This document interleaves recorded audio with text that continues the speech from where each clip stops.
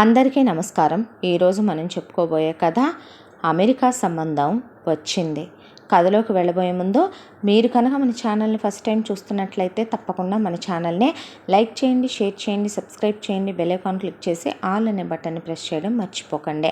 మన ఛానల్ని విజిట్ చేస్తున్న ప్రతి ఒక్కళ్ళు తప్పకుండా మన ఛానల్ని, స్టోరీస్ని ఎంకరేజ్ చేసి సపోర్ట్ చేస్తూ ఛానల్ని సబ్స్క్రైబ్ చేసుకోండి. ఒక మంచి లైక్ ఇవ్వండి, అలాగే కమెంట్ పెట్టడం మర్చిపోకండి. మంచి మంచి కంటెంట్తో ఉన్న స్టోరీస్ చాలా ఉన్నాయి. మీరు వినకపోతే వాటిని విని ఆనందించండి. విని మీకు నచ్చిన కథల్ని మీ ఫ్రెండ్స్, ఫ్యామిలీ మెంబర్స్తో షేర్ చేసుకోండి. కథని ఎక్కడ స్కిప్ చేయకుండా వినండి. మరి కథలోకి వెళ్ళిపోదామా?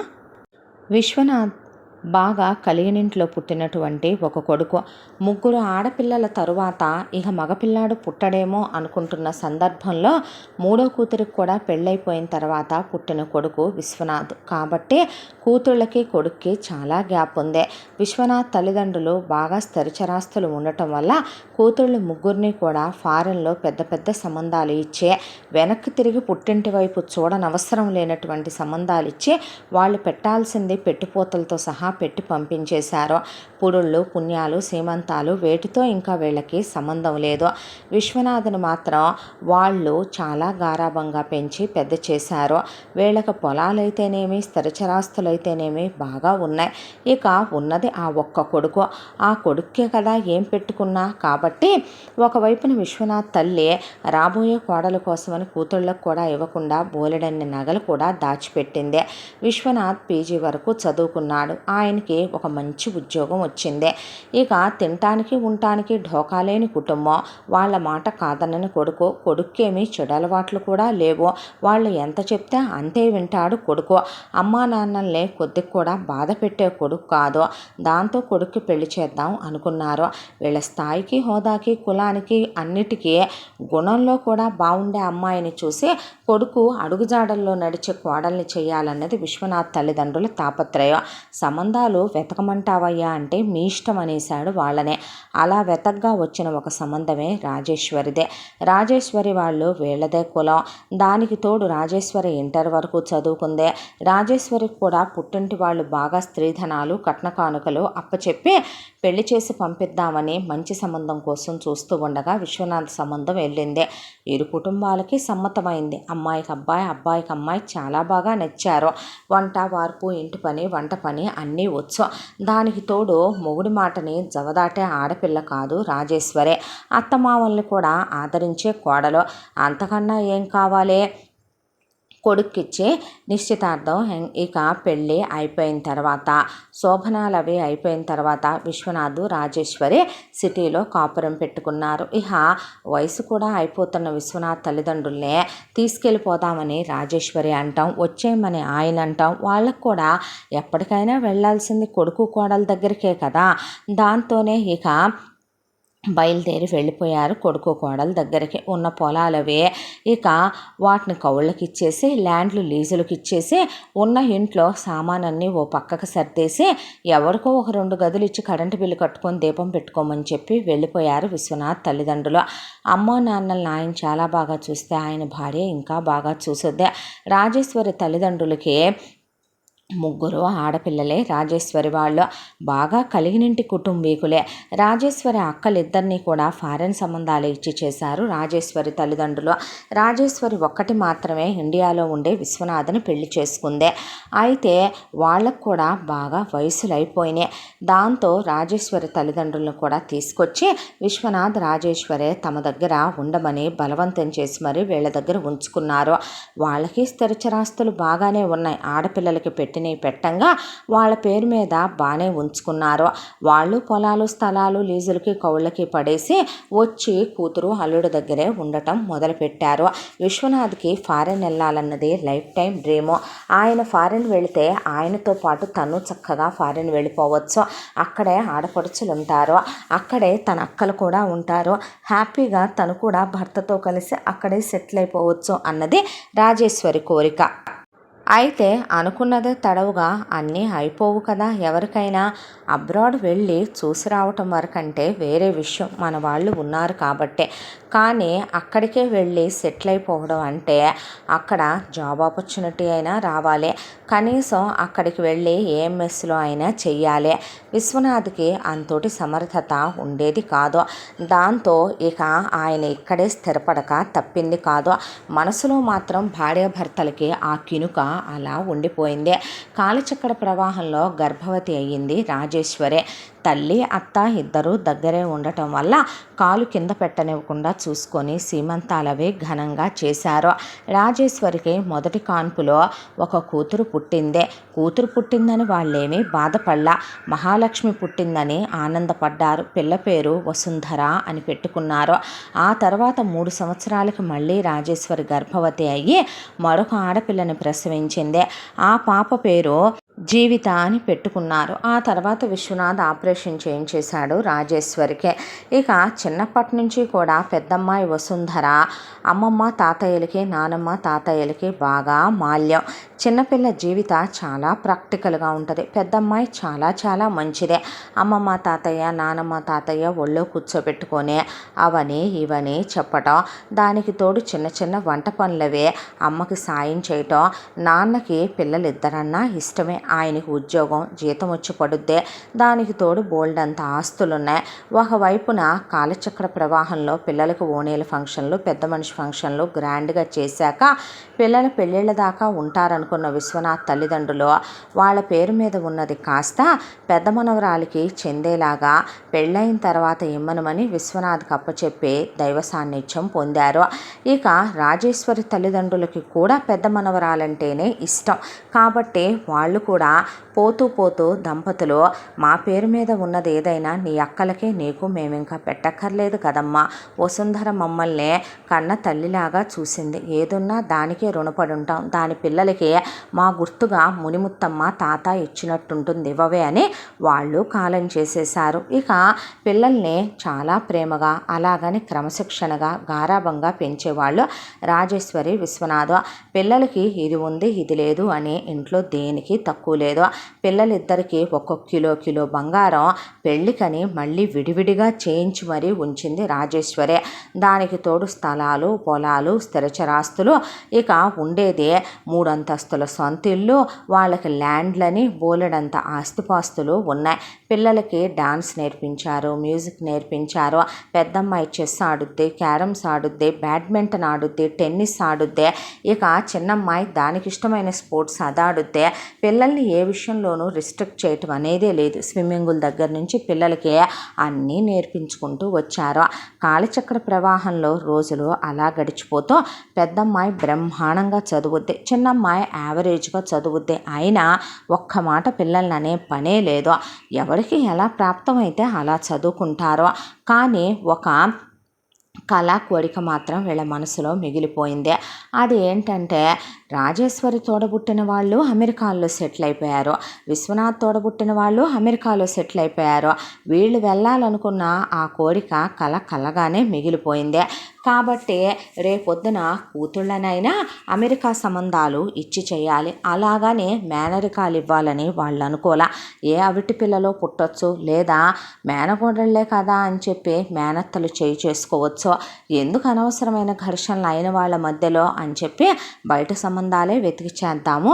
పిల్లలు ముందు వెళ్ళిపోతే కొన్నాళ్ళ తర్వాత ఇక్కడ బాధ్యతలు పూర్తి చేసుకొని ఆ తర్వాత వెళ్ళి పిల్లల దగ్గర సెటిల్ అయిపోయి ఇక ఫారెన్లోనే ఉండొచ్చు. చివరాఖరు రోజుల్లోనైనా వాళ్ళు అమెరికాలో ఉండాలన్నది వాళ్ళ చిరకాల కోరికగా మారిపోయింది భార్యాభర్తలకే. ఇలా రోజులు గడిచిపోతూ పెద్దమ్మాయి 10th అయిపోయింది. మంచి మార్కులు వచ్చి ఇంటరు, ఆ తర్వాత ఎంసెట్ రాసిందే. చాలా మంచి కాలేజీలో సీట్ వచ్చింది. ఆ తర్వాత పెద్దమ్మాయిని బీటెక్ పంపించారు. పంపించిన తర్వాత బీటెక్ కంప్లీట్ చేసుకుంది. బీటెక్ కంప్లీట్ చేసుకున్న పెద్ద పిల్ల కొన్నాళ్ల పాటు ఉద్యోగం చేద్దాము, క్యాంపస్ ప్లేస్మెంట్కి అప్లై చేద్దాం అనుకుని కూడా బయట అప్లై చేసింది వసుంధర. అప్లై చేస్తే చాలా పెద్ద ఎంఎన్సీలోనే ఆ అమ్మాయి టాలెంట్కి వెతుక్కుంటూ ఒకేసారి 4 ఉద్యోగాల ఆపర్చునిటీ వచ్చింది.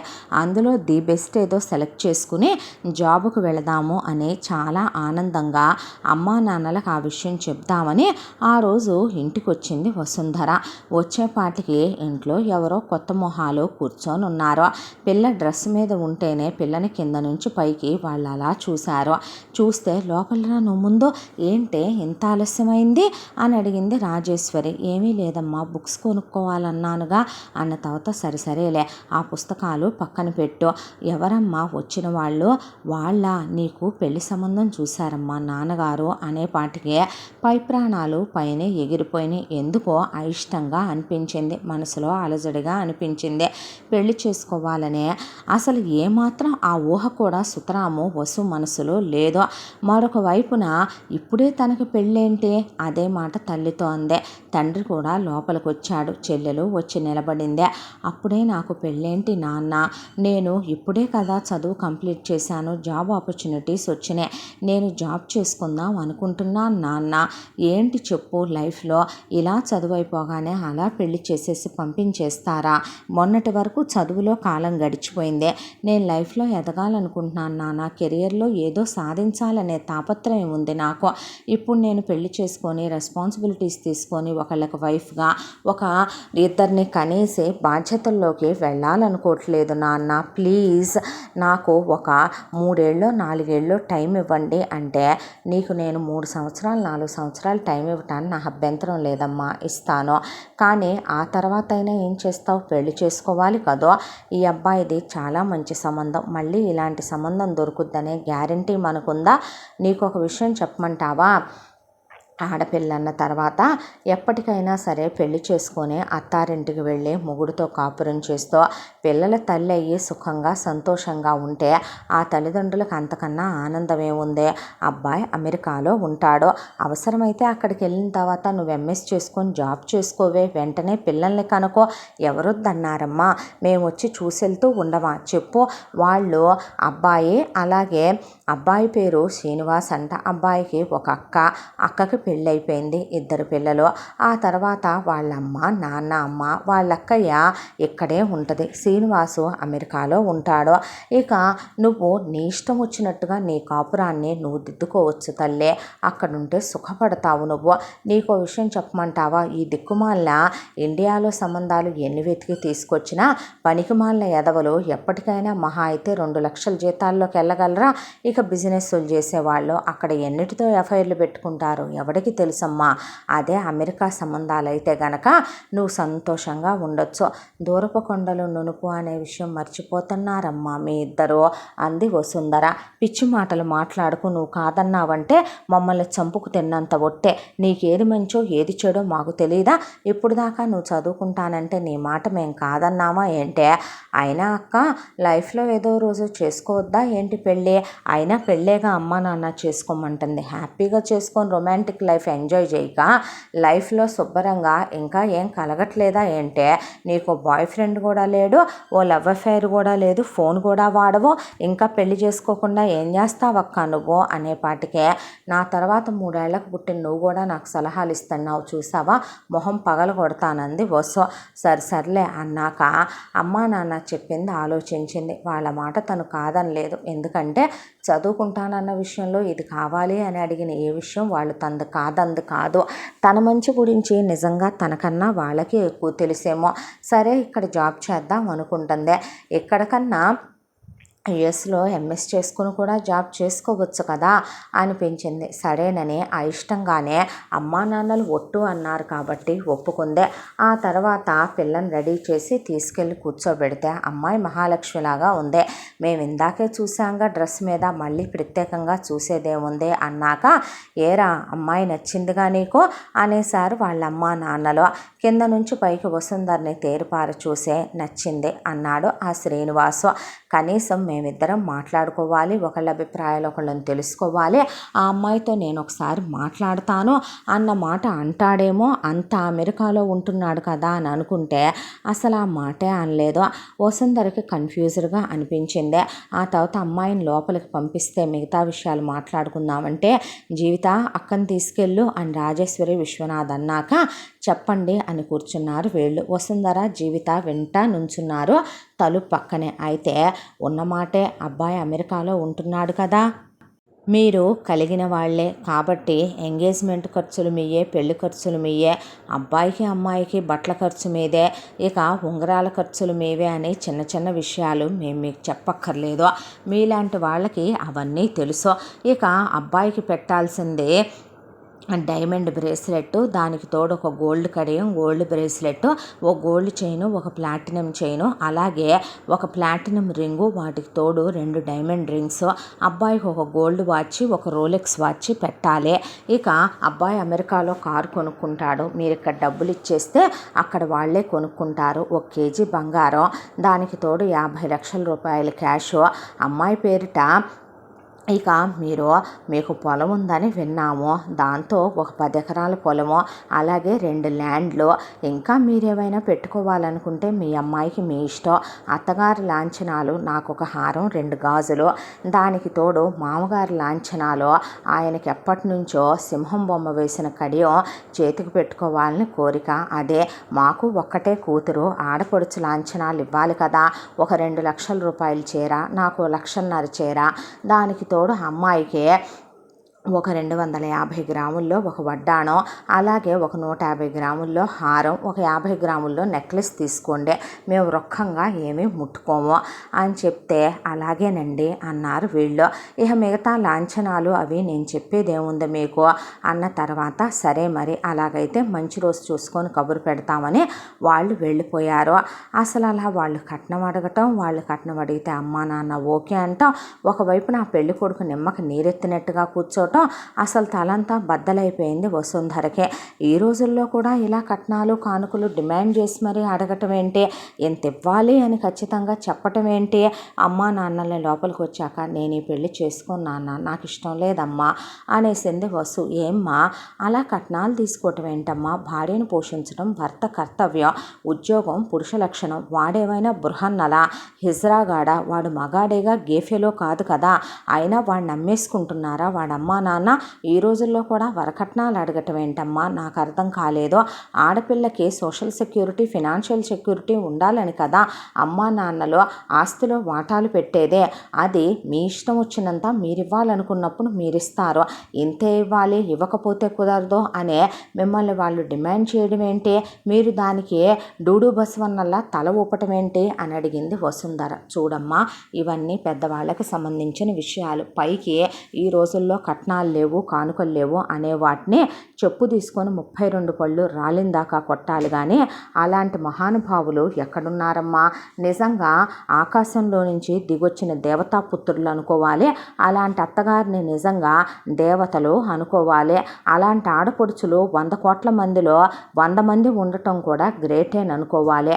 ఈ రోజుల్లో మనుషులు ధనదాహంతో కనపడకుండా గిఫ్టుల రూపంలో, లేదంటే కనుక మీ అమ్మాయికి మీరెంత పెట్టుకుంటారో పెట్టుకోండి మీ ఇష్టం, మేమైతే అడగట్లేదని షో ఆఫ్లు చేసేవాళ్ళే తప్ప మీ ఇష్టం మీరేం చేసుకుంటారో, మా కట్నాలు అయితే వద్దు అనేంత పత్తిత్తులు ఎవరూ లేరు. అక్కడ దాకా వస్తే మీ నానమ్మ తాతయ్య మీ నాన్న ఏమైనా తక్కువ వాళ్ళ ఏంటే, మరీ కాకపోతే నేను తీసుకురాలా కట్న కానుకలు, నన్నేమైనా మీ నాన్న హ్యాపీగా చూసుకోలేదా, అది కాదమ్మా ఇవాళ ఇంత అడుగుతున్నారు, రేపొద్దున మళ్ళీ డిమాండ్ చేసే, నన్నేదైనా హెరేస్ చేసి టార్చర్ చేసే, ఏదైనా వరకట్నాలని హింస పెడితే డౌరీలు తెమ్మనమని ఎంతవరకనమ్మా హద్దు దానికి అంది వసుంధర. పిచ్చిదాన, పెళ్ళనేసరికి ఎన్నెన్నో పిచ్చి ఆలోచనలు, ఏవేవో ఊహించుకుంటున్నావు తల్లి నువ్వు. మీ నాన్న కట్నం తీసుకున్నంత మాత్రాన్ని నన్ను కొట్టాడా తిట్టాడా, ఈ ప్రపంచంలో నీకో విషయం చెప్పమంటావా, 100కి 85% మంది మగాళ్ళు కట్నాలు తీసుకుంటారమ్మా. మిగతా వాళ్ళు ఇంటర్ కాస్ట్ మ్యారేజ్లు, లవ్ మ్యారేజ్లు అని కట్నాలు తీసుకోకుండా చేసుకున్నా వాళ్ళు పెట్టే నరకాలు వాళ్ళు పెడతారు. ఇక నువ్వు చెప్పేలాంటి మగాళ్ళు 100కి 5% మంది ఉంటారు. ఆ 5% మందిలో మగాళ్ళు మనకు దొరకాలంటే అది జరిగే పని కాదులే. కానీ బీభత్సమైన పూర్వజన్మ అదృష్టాలు చేసుకున్న ఆడపిల్లలకి మాత్రమే మీ అమ్మా నాన్న మా అమ్మా నాన్న లాంటి వాళ్ళు అత్తమామలు కూడా మాతో ఉంచుకోవాలి. ఆ రకంగా చూస్తే మీ నాన్న కూడా మంచోడేనే కాబట్టే మా అమ్మా నాన్నని మీ అమ్మమ్మ తాతయ్యని తీసుకొచ్చి తన దగ్గర ఉంచుకున్నాడు. ఒక విషయం చెప్పమంటావమ్మా, కట్నాలు తీసుకున్నవాడు దున్నపోతని తెలుసు. వాళ్ళకి ఆ కట్నాలు ఆడపిల్లలు ఉన్నారని తెలుసు. వాళ్ళ ఆడపిల్లలకే వాళ్ళు మేము దోచిపెడతాం లేనిదే ఇంకొక అమ్మా నాన్నల దగ్గర దోచుకుంటే తప్పేంటి అనుకుంటున్నారు. అలాంటి వాళ్ళకి మనం ఏమని చెప్తాం? మనకేమైనా లేఖనా? అయినా వాళ్ళు అడిగేదేముందమ్మా, మనకి ఏమి లేదని చెప్పు. ఇంకా మీ అమ్మమ్మ తాతయ్య నానమ్మ తాతయ్య నీ పేరు మీద పెట్టిన ఆస్తి గురించి ఇచ్చిన నగల గురించి మేము అసలు చెప్పనే లేదు. ఈ కట్నాలతోనే అయిపోయిందా ఏంటి చెప్పు? బంగారం నీ ఒంటి మీద వేస్తాం, తీసుకెళ్ళి నువ్వు జాగ్రత్తగా దాచిపెట్టుకో, డబ్బులు నీ పేరు మీద అకౌంట్లో వేస్తాం. ఇక పెళ్లి ఖర్చులు అయ్యంటే ఏ ఎదవని చేసుకున్నా పెట్టుకోక తప్పే దరిద్రాలు కాదు కదా ఇవే. ఏ అత్త మావులమ్మ, మొత్తం మేమే చేస్తాం, వచ్చి మీ రక్షింతలేయండి. కన్యాదానం చేస్తున్నందుకు మీరు గొప్పోళ్ళు, పుచ్చుకుంటున్నందుకు అది మా అదృష్టం, పూర్వజన్మ సుక్కుడితో అనుకునేదే అనేసి ఆవిడ ఇవన్నీ నువ్వు ఆలోచించక తల్లి అనేసింది కూతుర్నే. అయినా పెద్దోళ్ళ వ్యవహారాలు నీకెందుకు అక్క? అమ్మా నాన్న సంపాదించింది ఎవరికి? మనకు పెట్టడానికి కాదా? అయినా అమ్మమ్మ తాతయ్య నానమ్మ తాతయ్య మొత్తం నీకే ఇచ్చిపోయారుగా, నాకేమన్నా ఇచ్చారా ఏంటి? చిన్నప్పటి నుంచి నేను వాళ్ళకి నచ్చనగా నేను వాళ్ళ దగ్గర కూర్చోనని నీలాగా వాళ్ళకి నేను సోపేటు నాకు చేత కాదని అనేపాటికి నువ్వు ముయ్యకపోతే మొహం పగులుద్ది. అక్కన పెద్ద చిన్న లేకుండా మాట్లాడితే చిన్నప్పటి నుంచి ముట్టె పొగరుతోనే అమ్మమ్మ తాతయ్యకి దగ్గరైంది లేదు, అమ్మ నాన్నలకి దగ్గరైంది లేదు, నానమ్మ తాతయ్యలకి దగ్గరైంది లేదు. పొగరుబోద్దానా? మాకు తెలియదా ఎవరికేం పెట్టాలో? మూసుకొని వెళ్ళి అవతలకి అంది రాజేశ్వరి. అంటే ఇక వసుంధర ఏమీ మాట్లాడాల. అతనేంటి ఫోన్ నెంబర్ కూడా ఇవ్వకుండా వెళ్ళాడు డాడీ అంటే, నా దగ్గర ఉందలేమ్మా నేను ఇస్తాను అని విశ్వనాథిస్తే, అసలు కలిసి ఈ కట్నాల విషయాలేంటో ఇవేంటో మాట్లాడదాము, అసలు ఒకళ్ళ అభిప్రాయాలు ఏంటో ఒకళ్ళని తెలుసుకుందాం అనుకుంది వసుంధర. అయితే శ్రీనివాసుకు ఫోన్ చేసిందే. మా అమ్ముందని, మా నాన్నుందని, ఫ్రెండ్స్ వచ్చారని, బయటికి వెళ్ళానని, అక్కుందని, బాగున్నాడని, రిలేటివ్స్ వచ్చారని, ఇలా ఎప్పుడు చూసినా ఆ అమ్మాయితో హాయ్ అంటాం, లేదా తిన్నావా అంటాం, ఏం చేస్తున్నావు అంటాం, హలో అంటాం. ఒక 3-4 మాటలు మాట్లాడి గట్టిగా 10 సెకండ్స్ నుంచి 20 సెకండ్స్ మధ్య కాన్వర్జేషన్ కట్ చేసి బాయ్ చెప్పేసేవాడు. ఈలోపు ఎంగేజ్మెంట్కి ముహూర్తం తన్నుకుంటూ వచ్చేసిందే. ఇక ఎంగేజ్మెంట్లో మాట్లాడదామంటే అసలు కమ్మేశారు వాళ్ళోళ్ళంతా. అలా ఎంగేజ్మెంట్ హడావిడిగా కంప్లీట్ అయిపోయింది. ఈలోపు 15 రోజుల్లోనే పెళ్లి పెట్టుకున్నారు. ఒకవైపున పెళ్లికి నగలని, బట్టలని, బ్లౌజులు కుట్టించుకోవటం అని, వాళ్ళోళ్ళు చెల్లటమని, శుభలేఖలని, అవని ఇవని ఈ హడావిడి, అమ్మా నాన్న తిరగటం, మేకప్లని, బ్యూటీషియన్లు రావటం అని మాట్లాడాలి అనుకునేలోపు ఒకవైపున వీసా ప్రాసెసింగ్ ఈ టక్ టక్ టక్ టక్ టక్ జరుగుతూ అలా పెళ్ళైపోయింది. అయిపోయిన తర్వాత ఇవ్వాల్సిన మొత్తం కూడా క్యాష్ పిల్ల పేరు మీదే పెట్టి, ల్యాండ్ పిల్ల పేరు మీదే రాసి, పొలం పిల్ల పేరు మీదే రాసి, బంగారం పిల్ల ఒంటి మీద వేసి, వాళ్ళు అడిగిన అల్లుడి, ఆడపడిచి, అత్తగారే ఇక మిగతా లాంఛనాల వరకు వాళ్ళ మొహాన పడేసి ఎంగేజ్మెంట్ ఖర్చులు, పెళ్లి ఖర్చులు పెట్టుకోమని ఇచ్చి, అక్కడ కారు కొనుక్కునే డబ్బులు అల్లుడి చేతికి ఇచ్చి, ఆ తర్వాత అమ్మాయి అక్కడికి వెళ్ళాక ఎంఎస్ చేస్తానంటుంది అని చెప్తే, ఇప్పుడు మీ అమ్మాయి అక్కడికి వెళ్ళి చదవాల్సిన అవసరం లేదు, మరి వాడి జీతంతోనే సరిపెట్టుకొని సర్దుకుపోతే సరిపోద్ది మరి. కానీ మా పిల్ల ఇక్కడే బీటెక్ చదువుకుంది కదా, ఇక్కడే మా పిల్లకి ఉద్యోగం అవకాశం వస్తే మేము వద్దని కదా పెళ్లి చేసింది, అక్కడికి వెళ్ళాక చదువుకుంటుందిలేండి అంది రాజేశ్వరి. అలాగైతే ఇంకొక 50 లక్షలు మీరే ఇవ్వండి, మొన్నిచ్చిన వాటి లెక్కల్లో కలపొద్దని చెప్పమ్మా అంది శ్రీనివాస వాళ్ళ అక్క.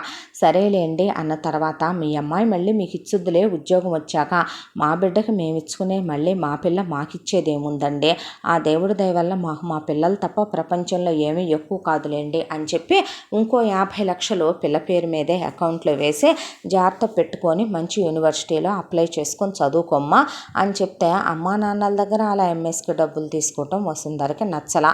దానికి తోడు అత్తమామలు మేమేమి ఇక్కడ ఫస్ట్ నైట్ ఏర్పాట్లు చేయట్లేదు, అమెరికాలో అబ్బాయి ఆల్రెడీ ఒక ఇల్లు తీసుకొని ఇంట్లో ఉంటున్నాడు, అక్కడే వాళ్ళు ఫస్ట్ నైట్లు చేసుకుంటారులే, అబ్బాయిది సొంత ఇల్లేను అమెరికాలో అని చెప్తే, అమ్మయ్య అక్కడికి వెళ్ళిన తర్వాత అయినా తనతో మనసు విప్పి మాట్లాడాలి, అసలు ఇదంతా ఏంటో కనుక్కోవాలి అనుకొని వసుంధర ఏమీ మాట్లాడలేదు.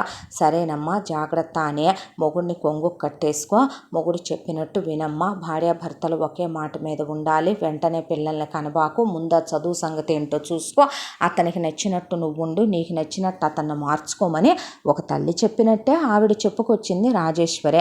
జాగ్రత్త తల్లి, ఏ అవసరం ఉన్నా నాకు ఫోన్ చేయని తండ్రిగా ఆయన చెప్తే, అత్తగారు వాళ్ళు వెంట్రుక వాసి కూడా పెట్టిందేమీ లేదు వసుంధరకి, ఒక చీర జాకెట్ ముక్క కూడా పెట్టలా. కానీ రాజేశ్వరి మాత్రం కూతురు కోసమని పిండి వంటలు, పచ్చళ్ళు, కారప్పళ్ళు, మసాలాలు అక్కడ ఏం దొరకవో ఆ మొత్తం ఇక్కడ ప్యాక్ చేయించి పిల్లకి బట్టలు, అల్లుడికి బట్టలు అవన్నీ మళ్ళీ ఇంకా కొన్ని పార్సిల్స్ తీసుకుని వీళ్ళే ఆ పార్సిల్స్కి కొరియర్ ఛార్జీలు కట్టి అల్లుడి అడ్రస్కి పార్సిల్ చేసి కూతురు అల్లుడు వెళ్ళేటప్పుడు సెండ్ ఆఫ్ ఇచ్చి ఇంకా ఏమన్నా కావాలంటే ఫోన్ చేయమ్మా పంపుతామని పిల్లని ఫ్లైట్ ఎక్కించి వచ్చారు. ఆ తర్వాత వసుంధరని తీసుకొని అమెరికాలో దిగాడు శ్రీనివాసు. ఇంటికి తీసుకొచ్చిన తర్వాత శ్రీనివాస్ అసలు ఫ్లైట్లో మాట్లాడింది లేదు, 1-2 మాటలు తప్ప. తిను, తాగు, పడుకో, ఇక అంతే. ఆ తర్వాత కొత్తగా పెళ్ళయింది కదా, కొంతమంది అబ్బాయిలు కూడా మ్యారేజ్ ఫీజెస్ ఉంటాయి కదా, న్యూ రెస్పాన్సిబిలిటీస్ తీసుకోవటం కదా అనుకుంది వసు. ఆ తర్వాత ఇంటికి వచ్చాక ఇల్లు బాగుంది అని తనే చనువు తీసుకొని మాట్లాడాలేమో అనుకుని అంది. అంటే అనేసి వెళ్ళిపోయి ఫ్రెష్ అవ్వు అన్నాడు. ఆ తర్వాత ఫ్రెష్ అయిందే. ఇండియా నుంచి తీసుకొచ్చిన పార్సిల్స్ అన్నీ ఓపెన్ చేసి సర్దుకో అనేసాడు. హెల్ప్ కూడా చేయలేదు, తనే అన్నీ ఓపెన్ చేసి సర్దుకుంది. బహుశా జెట్లాగేమోలే, ఫ్లైట్లో జర్నీ చేశాడు కదా అలసిపోయాడేమోలే అని చెప్పి అతను బెడ్రూమ్లో పడుకొని గుర్రిపెట్టి నిద్రపోతుంటే తనే సర్దేసుకుంది. మొత్తం అయిపోయిన తర్వాత ఇండియా నుంచి వాళ్ళ అమ్మ అక్క ఫోన్ చేసి అమెరికా టైం ప్రకారం మేము ముహూర్తాలు పెట్టించాము, ఫలానా టైంకి మీ ఇద్దరు శోభనము, ఆ అమ్మాయిని ఈ టైంకి నువ్వు టచ్ చేయాలి, ఈ టైంకి అసలు కార్యక్రమం మొదలవ్వాలి, ఇది గర్భాధాన ముహూర్తం, పిల్లలు లేకుండా మీరేం వాడద్దు, ఆ అమ్మాయిని వాడనివ్వద్దు అని చెప్పి మరి వాళ్ళు మేము మనవరాలను ఎత్తుకోవాలి గుర్తుపెట్టుకోమని చెప్పి ఇక శ్రీనివాస్కి చెప్పేసి ఫోన్ పెట్టేశారు. అయితే వసుంధర అలా పని చేసుకుంటూ ఉంటే వసుంధరనే ముందు రోజున శ్రీనివాసు అసలు ఆ విషయమే తనకి చెప్పకుండా ముందు గ్రోసరీస్ ఏమన్నా కావాలా అని మార్ట్కి తీసుకొచ్చాడు. అన్నీ ఇప్పించే అయిపోయిన తర్వాత ఇల్లు క్లీన్ చేయటం ఎలాగో చూపించాడు. ఇది ఇలా వాడాలి, ఇది ఇలా వాడాలి, ఇది ఇలా వాడాలి, ఇది ఇలా వాడాలి, చుట్టూ ఇలా ఉంటుంది గార్డెన్, ఇలా క్లీన్ చేసుకోవాలి. ఇక మొత్తం ఒక పని మనిషికి ఎలాగైతే గనక చెప్తారో ఆ లెక్కను మొత్తం పెళ్ళానికి చెప్పుకొస్తే నేను నీకు హెల్ప్ చేయనా అని కానీ, నేను నీకు హెల్ప్ చేస్తానని కానీ, ఒక్కదానివే ఎలా చేసుకుంటావని కానీ, అమ్మా నాన్నల దగ్గర ఏ ఆడపిల్లైనా గారాబంగానే పెరుగుద్ది కదా. దట్టు ఇండియాలో పనోళ్ళకి ఏమన్నా కొరత, ఎన్ని మిషన్లు ఉన్నా సరే మొత్తం పని ఏ పుట్టింట్లో ఏ ఆడపిల్లని మొత్తం చేయనివ్వరు. 1 చేస్తేనే కూతుళ్ళు అలసిపోతారేమోనని ప్రతి తల్లి బాధపడుద్ది. కొంతమంది అత్తగారులు కూడా అమ్మ హృదయంతో ఉన్నోళ్ళైతే లేమ్మా ఇది మేము చేస్తాము, కనీసం అట్లీస్ట్ ఇది మేము అందుకుంటాంలే, ఇది మేము సర్ది పెడతాంలే, ఇది మేము చేసి పెడతాంలే అంటారు కామన్గా ఇండియాలో. ఇక కానీ ఆ మాటే అన్నది లేదు శ్రీనివాసు. ఇండియాలో ఉన్న అబ్బాయిలే పెళ్ళాలు మొగుళ్ళు ఉద్యోగాలకు వెళ్ళొస్తుంటే పాపం ఒకళ్ళది ఒక టైం అయినా కూడా ఏ అర్బన్ క్లాప్ వాళ్ళకో ఇండియాలో వాష్రూమ్స్ క్లీన్ చేయమని తర్వాత వాళ్ళే ఇల్లు క్లీన్ చేయించుకుంటూ, ఫ్రిడ్జ్లు క్లీన్ చేయించుకుంటూ, సోఫాలు క్లీన్ చేయించుకుంటూ, పెళ్ళాం కోసం సర్ప్రైజ్గా వంట చేసి పెట్టుకుంటూ, ఇల్లుడ్చి తడిగుడ్డ పెట్టి బట్టల మిషన్లో సారేసి పెళ్ళానికి కూరగాయలు కట్ చేసి పెట్టే, ఇక భార్యకి కాళ్ళొత్తి తలకు ఆయిల్ రాసి మసాజ్ చేసే, ఇలా చాలామంది అబ్బాయిలు అర్థం చేసుకుంటున్నారు ఇప్పుడిప్పుడే. ఇంక ఇదివరకటి కన్నా సమాజం కూడా మారిందేమో అనుకోవాలేమో. పశువులు ఎప్పుడూ ఉన్నాయి, మృగాలు ఎప్పుడూ ఉన్నాయి, అలాగే మంచి మనసున్న మనుషులు కూడా ఎప్పుడూ ఉన్నారు. కాబట్టే ఇంకా కోవిడ్ లాంటివి వచ్చినా కూడా మనుషులు బతికే ఉన్నారంటానికి, సకాలంలో వర్షాలు పండి పంటలు పండే, ఇక మనుషులకి 4 వేళ్ళు లోపలికి వెళ్తున్నాయి అంటానికి రీజన్ అదేనేమో అనుకునేది వసుంధర. అవేవి శ్రీనివాస్ దగ్గర ఎక్స్పెక్ట్ చేయకూడదని అర్థం అవుతోంది ఆ అమ్మాయికి. అయితే అసలు మనసు విప్పి మాట్లాడితే పోద్దే, ఎందుకు ఈ మొహమాటాలన్నీ అని అనుకుంటూ ఉండగానే ఇక రెడీ అవ్వు, ఈ శారీ అంట కట్టుకో అని చెప్పాడు. బయటికి ఎక్కడికన్నా తీసుకెళ్తాడేమోనని కట్టుకుంటే రెడీ అయింది. రెడీ అయిన తర్వాత ఈరోజు మన ఫస్ట్ నైట్ అంట, ఫలానా టైం క్లోజ్ అవ్వాలంట, ఇలా ఉండాలంట అని చెప్పాడు. చెప్తే నేను మీతో మాట్లాడాలి అనేలోపు ఏంటి అన్నాడు. మనం ఒకళ్ళ గురించి ఒకళ్ళకి ఏమీ తెలియదు కదా సీను, అంటే ఏమండి అని పిలిచే అలవాటు లేదా, నేను నీ మొగుడినని నీకు తెలియదా, నీకన్నా వయసులో పెద్దోడినని నీకు తెలియదా, సీనేంటి సీను, నేనేమైనా నీ క్లాస్మేట్నా, నీ ఫ్రెండ్నా, లేదంటే అలా పిలిచే చనువేమైనా నేను నీకు ఇచ్చానా, అదేంటి మీ అక్క మీ బావని ఒరే సరే అని పిలుస్తుంది. మరి మీ అక్కది కూడా అరేంజ్డ్ మ్యారేజే, మీ బావ మీ అక్క కన్నా పెద్దోడే, వాళ్ళు ఏం క్లాస్మేట్స్ కాదు, మీ అమ్మ మీ నాన్న పేరు పెట్టి పిలుస్తుందే, అది వాళ్ళ మధ్య ఉన్న అండర్స్టాండింగు, నాకైతే నువ్వు పిలవడం అలా ఇష్టం లేదు, మూసుకొని ఏమండి అను అన్నాడు. ఆ మూసుకోండి అన్న మాటే ఆ అమ్మాయికి లాగి చెంపబెట్టి కొట్టినట్టు అనిపించింది. వసుంధరకి ఎవరైనా హాయ్ అంటేనే ఉలిక్కి పడుద్దే, ఎవరైనా గట్టిగా మాట్లాడితేనే అదిరి పడిపోద్దే. చిన్నప్పటి నుంచి గొడవలంటే భయం, చాలా సెన్సిటివ్ మైండ్ సెట్. దాంతో అలా మాట్లాడేపాటికి ఏం మాట్లాడలేదు. నాకు కొంచెం టైం కావాలి, దేనికి మనం ఒకళ్ళనొకళ్ళం అర్థం చేసుకోవాలి, ఒకళ్ళ అభిప్రాయాలు ఒకళ్ళు తెలుసుకోవాలి, ఆ తర్వాతే మనం ఒక 2-3 నెలలు టైం తీసుకొని అప్పుడు ఈ ఫస్ట్ నైట్ల గురించి ఆలోచిద్దాం, బేబీకి ప్లాన్ చేసుకోవాలి, నేను వెంటనే పిల్లల్ని కనాలనుకోవట్లేదు అన్న తర్వాత అన్నీ నువ్వే చెప్పేస్తే ఇంకా నేనెందుకు, నేను నీ మొగుడిని అనుకుంటా కదో, నేను చాలామంది బంధుమిత్ర సపరివార సమేతంగా రమ్మనమన్నా అందరూ వస్తే వాళ్ళందరి ముందు 1000 మంది మధ్యలో నీ మెడలో తాళి కట్టాను కదో, నేను కాల్ బాయ్ని కాదనుకుంటా, రెడ్ కర్చీఫ్ కట్టుకునేవి లేననుకుంటా, నువ్వేమీ నన్ను పిలిపించుకోలేదనుకుంటా కదా, నువ్వు బ్రోతలు అయితే కాదు కదా, నువ్వు రమ్మనమన్నప్పుడు నేను రావటానికి అనేసి లైట్ ఆఫ్ చేసి లైట్ ఆన్ చేశాడు. ఆ తర్వాత ఇక అనుకోకుండా శరీరాలు కలిసినాయి, మనసు మొద్దుబారిపోవటం మొదలైంది. అంతా దాంట్లో కూడా వెళ్ళిపోయి ఎంఎస్ చదువుకుందాం అనిపించింది. మొగుడు అసహించుకోలేదు, తిరస్కరించలేదు. అతనన్న మాట చెప్పాలంటే గనక కత్తితో గుండెల్లో తూట్లు పొడిచినట్టు అనిపించేసింది. అమ్మా నాన్నలకి ఫోన్ చేసి చెప్పాలనుకుంది. సిగ్గు విడిచి ఏమని చెప్పుద్దే విషయం అక్కడికి తల్లికి చెప్పింది. వాళ్ళమ్మకి దిగ్భ్రాంతికి గురైంది రాజేశ్వరే. గురవటంతో పాటు సావని అమ్మ వాడు మొగుడు కదా, ఇప్పుడు వాడిని నువ్వు కాదు కూడదు అంటే నీలో ఏ లోపాలు ఉన్నాయని నిందలేస్తాడో ఏం పాడో, ఎందుకు వచ్చిన గోలే తల్లి, ప్రతి ఒక్కడికి పెళ్ళైన దగ్గర నుంచే పెళ్ళాం మీద చెయ్యాలనే కోరుకుంటుంది కొంతమంది మగాళ్ళకే, ఏం చేసి వస్తాం, ఊరుకోమ్మా పోనీలే సావనియ్యే, పిల్లల్ని వెంటనే కనొద్దంటే కనాల్సిందే అన్నాడా ఏంటే, అతనేమీ బర్త్ కంట్రోల్ యూజ్ చేయలేదమ్మా, నన్ను యూజ్ చేయొద్దని చెప్పేశాడు, బయటికేమీ తీసుకెళ్ళట్లేదు అంది వసుంధర. ఇదెక్కడ దరిద్రమే, వీడేంటి ఇలాగున్నాడో, పెళ్లి చూపుల్లో ముంగిముచ్చి సచ్చినోళ్ళలాగా ఉన్నాడు, ఎంగేజ్మెంట్లో నోట్లోంచి మాట రాలేదు, పెళ్లిలో వీడికి నోరు పడిపోయిందంటే వీడు సైలెంట్ ఉంటాడేమో, పెళ్ళనే కొంచెం టెన్షన్ పడుతున్నాడేమో అనుకుంటే వీడికాడు గాల, వీడేంటి వీడు చాలా మెతకలా ఉన్నాడన్నాడు మీ నాన్న ముద్రష్టపోడు, చూస్తే మంచోడంటే మంచమంతా ఖరాబ్ చేసి పెట్టాడన్నట్టుగా ఉంది వీడి వ్యవహారము. ఏం చేస్తాం తల్లి, చేసుకున్న తర్వాత ఆ కట్టెతో పాటే కాలి సావాలుగా వీళ్ళ దవసాల కట్ట, లైసెన్స్ బిళ్ళ ఒకటేసి ప్రతి ఎదవా ఇలా కాల్చుకు తింటారు, ఇడి దేవసం బెట్ట ఇడిదేనం చెయ్య, చేసుకున్నాక తప్పేదేముందమ్మా అన్న తర్వాత మనసు బాధ అనిపించి వసు నేను మళ్ళీ చేస్తా అని ఫోన్ పెట్టేసింది.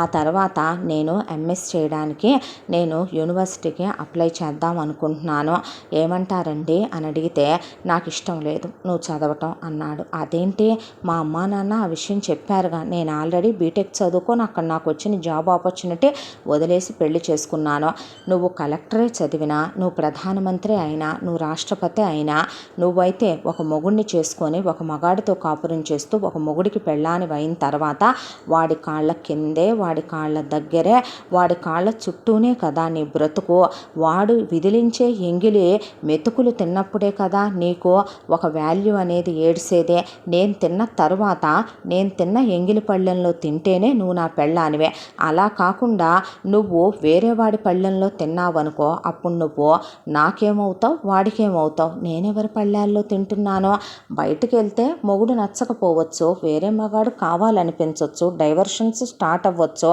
ఈ డిస్కషన్స్ ఆర్గ్యుమెంట్స్ అన్నీ నాకెందుకో, నా పెళ్ళాం నాకు ఇంట్లో ఇంటి పని చెయ్యాలి, వంట పని చెయ్యాలి, పిల్లల్ని కనాలి, ఇండియా వెళ్ళి రావాలి, నా వాళ్ళతో క్లోజ్గా ఉండాలి, డైలీ నువ్వు ఫోన్ చేసి మా అమ్మతో మా అక్కతో నవ్వుతూ, మా బావతో మా అక్క అత్తగారు వాళ్ళతో మా తరఫు బంధువులతో నువ్వు వీడియో కాల్స్ మాట్లాడాలి, మా అమ్మతో నువ్వు చాలా ఫ్రీగా ఉండాలి, మీ అమ్మ వాళ్ళు ఎవరి మంత్ మనకు కావలసిన పార్సిల్స్ పంపాలి, మా అక్క మా అమ్మ చెప్తారు అవి కూడా పంపాలి, ఇక్కడి నుంచి నువ్వు మళ్ళీ తిరిగి ఇండియా పార్సిల్ పంపించాలి, నువ్వు నా వాళ్ళతో క్లోజ్గా ఉండాలి, నాతో క్లోజ్గా ఉండాలి. నాకు చదవటం ఇష్టం లేదు, నువ్వు ఉద్యోగం చేయటం ఇష్టం లేదు, నాకు వచ్చే శాలరీతోనే ఈ ఫ్యామిలీ లీడ్ చేయాలి అంటే మరి అలాంటప్పుడు పెళ్లి చేసుకోకుండా ఉండాల్సిందే, డబ్బులు తీసుకోకుండా ఉండాల్సిందే.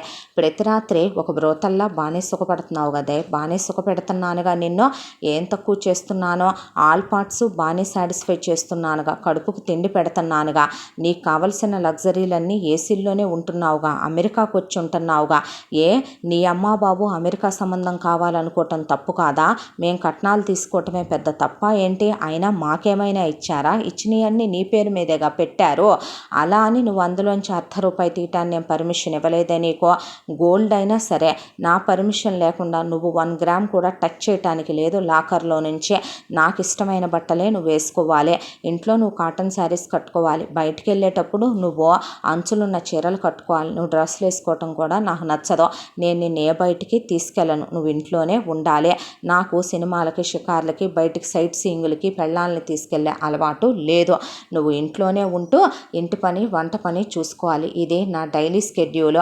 ఇందులో నేను అర్లీ మార్నింగ్ లేచిన దగ్గర నుంచి రాత్రి నిద్రపోయేంత వరకు ఏం చేస్తానో అన్నీ ఉంటాయి. నేను నీతో మాట్లాడాలనుకున్నదే మాట్లాడతా. నువ్వు అంతకు మించి నాతో మాట్లాడినా నాకు చాలా అనీజీగా గొంగళి పురుగులు పాకినట్టు ఉంటుంది.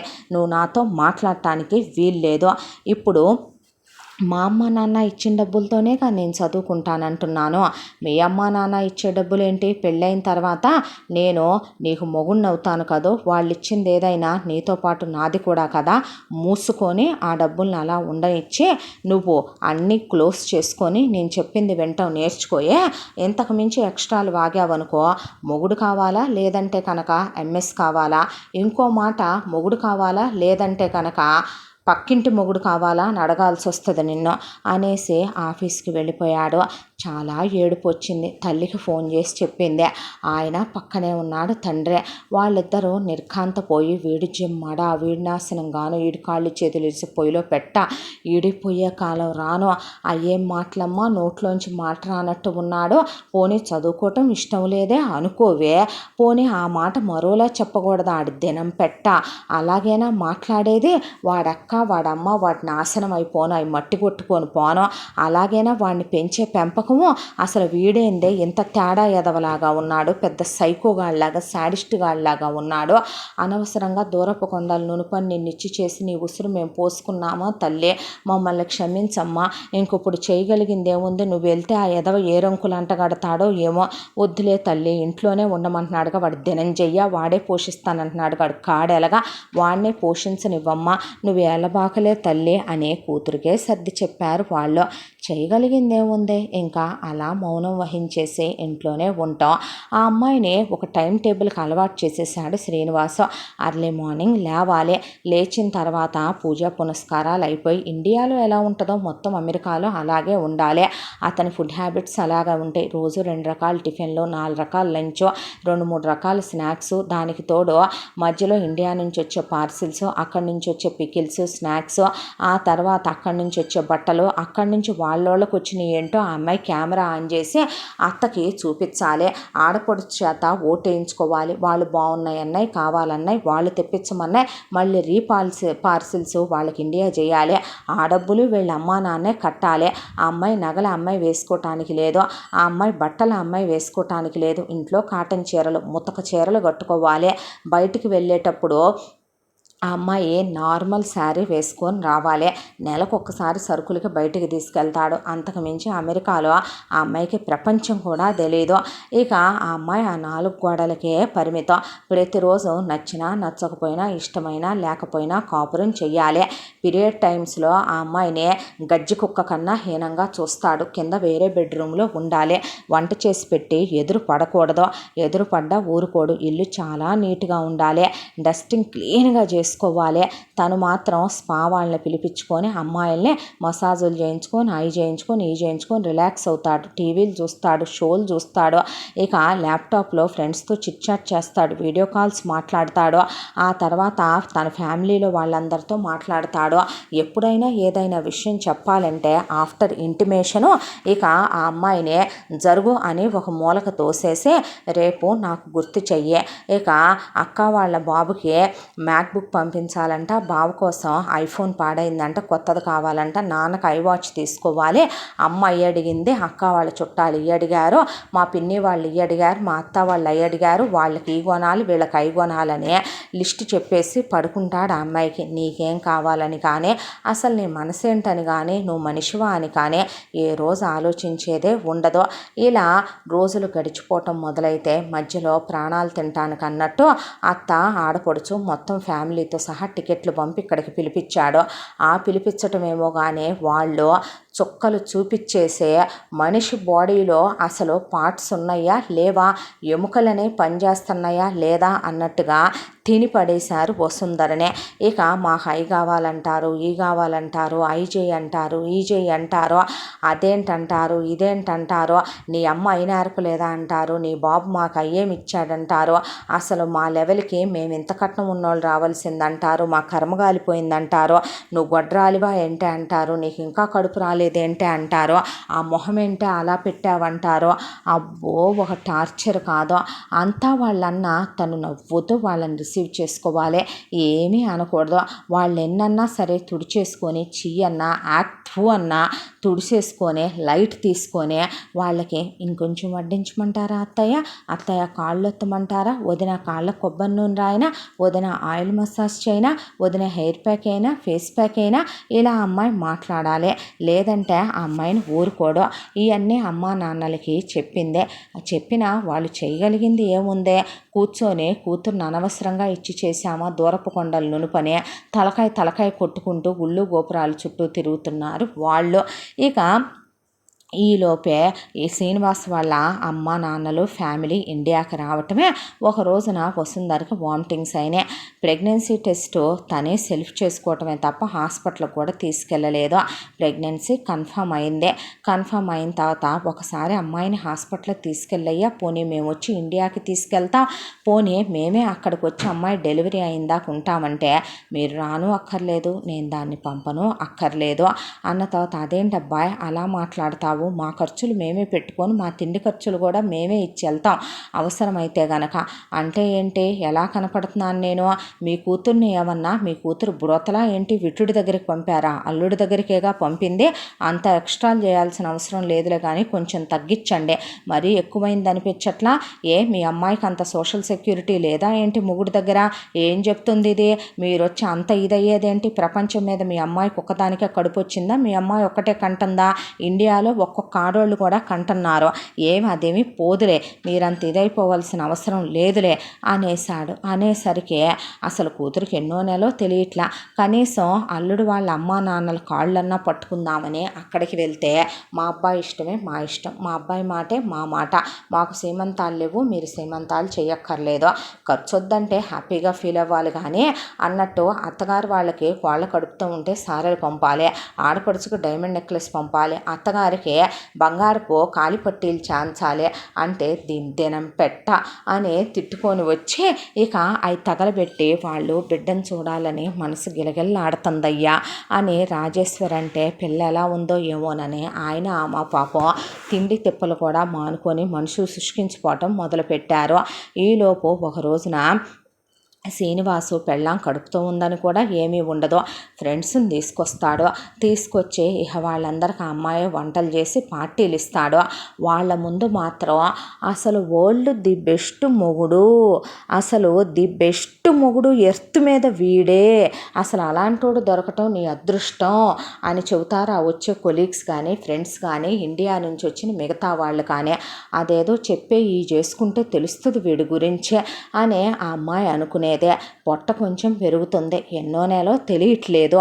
అయితే అంతా దాంట్లో ఒక రోజున వేరే ఫ్రెండ్ వాళ్ళు ఎవరో పార్టీ ఇస్తున్నారని అలాంటి చోట్లకి పెళ్ళాన్ని తీసుకెళ్ళడం. అయితే మంచి జోష్ మీద రెడీ అయ్యి అక్కడ ఎటు గర్ల్స్ కూడా ఉంటారు కాబట్టి వాళ్ళతో కూడా ఎంజాయ్ చేయొచ్చు అని చెప్పి చక్కగా వెళ్ళి అక్కడి నుంచి వస్తా తప్ప తాగే మొత్తానికి రోడ్ యాక్సిడెంట్ అయి చచ్చాడు. చచ్చేసరికి అక్కడ ఉన్నటువంటి పోలీసులు కూర్చోబెట్టి వసుంధరతో మీ హస్బెండే రాంగ్ రూట్లో వచ్చాడని, ఇదిగో అసలు జరిగిన విషయం ఇది అని, అతను ఆల్కహాలిక్ అయ్యున్నాడని, అతను రాంగ్ రూట్లో రాంగ్ వేలో వచ్చాడని, అవతల వాళ్ళ తప్పేమీ లేదని చెప్పి మరీ బాడీని అప్పచెప్పారు.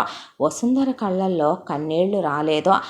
ఎంత ప్రయత్నించి చూసిందో, వీడు మొగుడు కదా, తాళి కట్టాడు కదా, వీడితో నేను కాపురం చేశాను కదా, నా కడుపు వచ్చింది కదా, కానీ నా కళ్ళల్లో నీళ్ళెందుకు రావు దేవుడా అనుకుంటే, పెళ్ళైన క్షణం నుంచి వాడు పెట్టిన చిత్రహింసలు, వాడి వాళ్ళన్న మాటలు, వాడి మాటలతో తూట్లు పొడి చేసిన గాయాలే తప్ప ఏదో తెలియని ఒక స్వేచ్ఛ, ఏదో తెలియని ఒక మనశ్శాంతి, ప్రశాంతత, ఏదో ఒక ఆశ్రమవాస జీవితంలాగా పార్వతీదేవి ధూమావతీదేవి అయిపోయిందంట.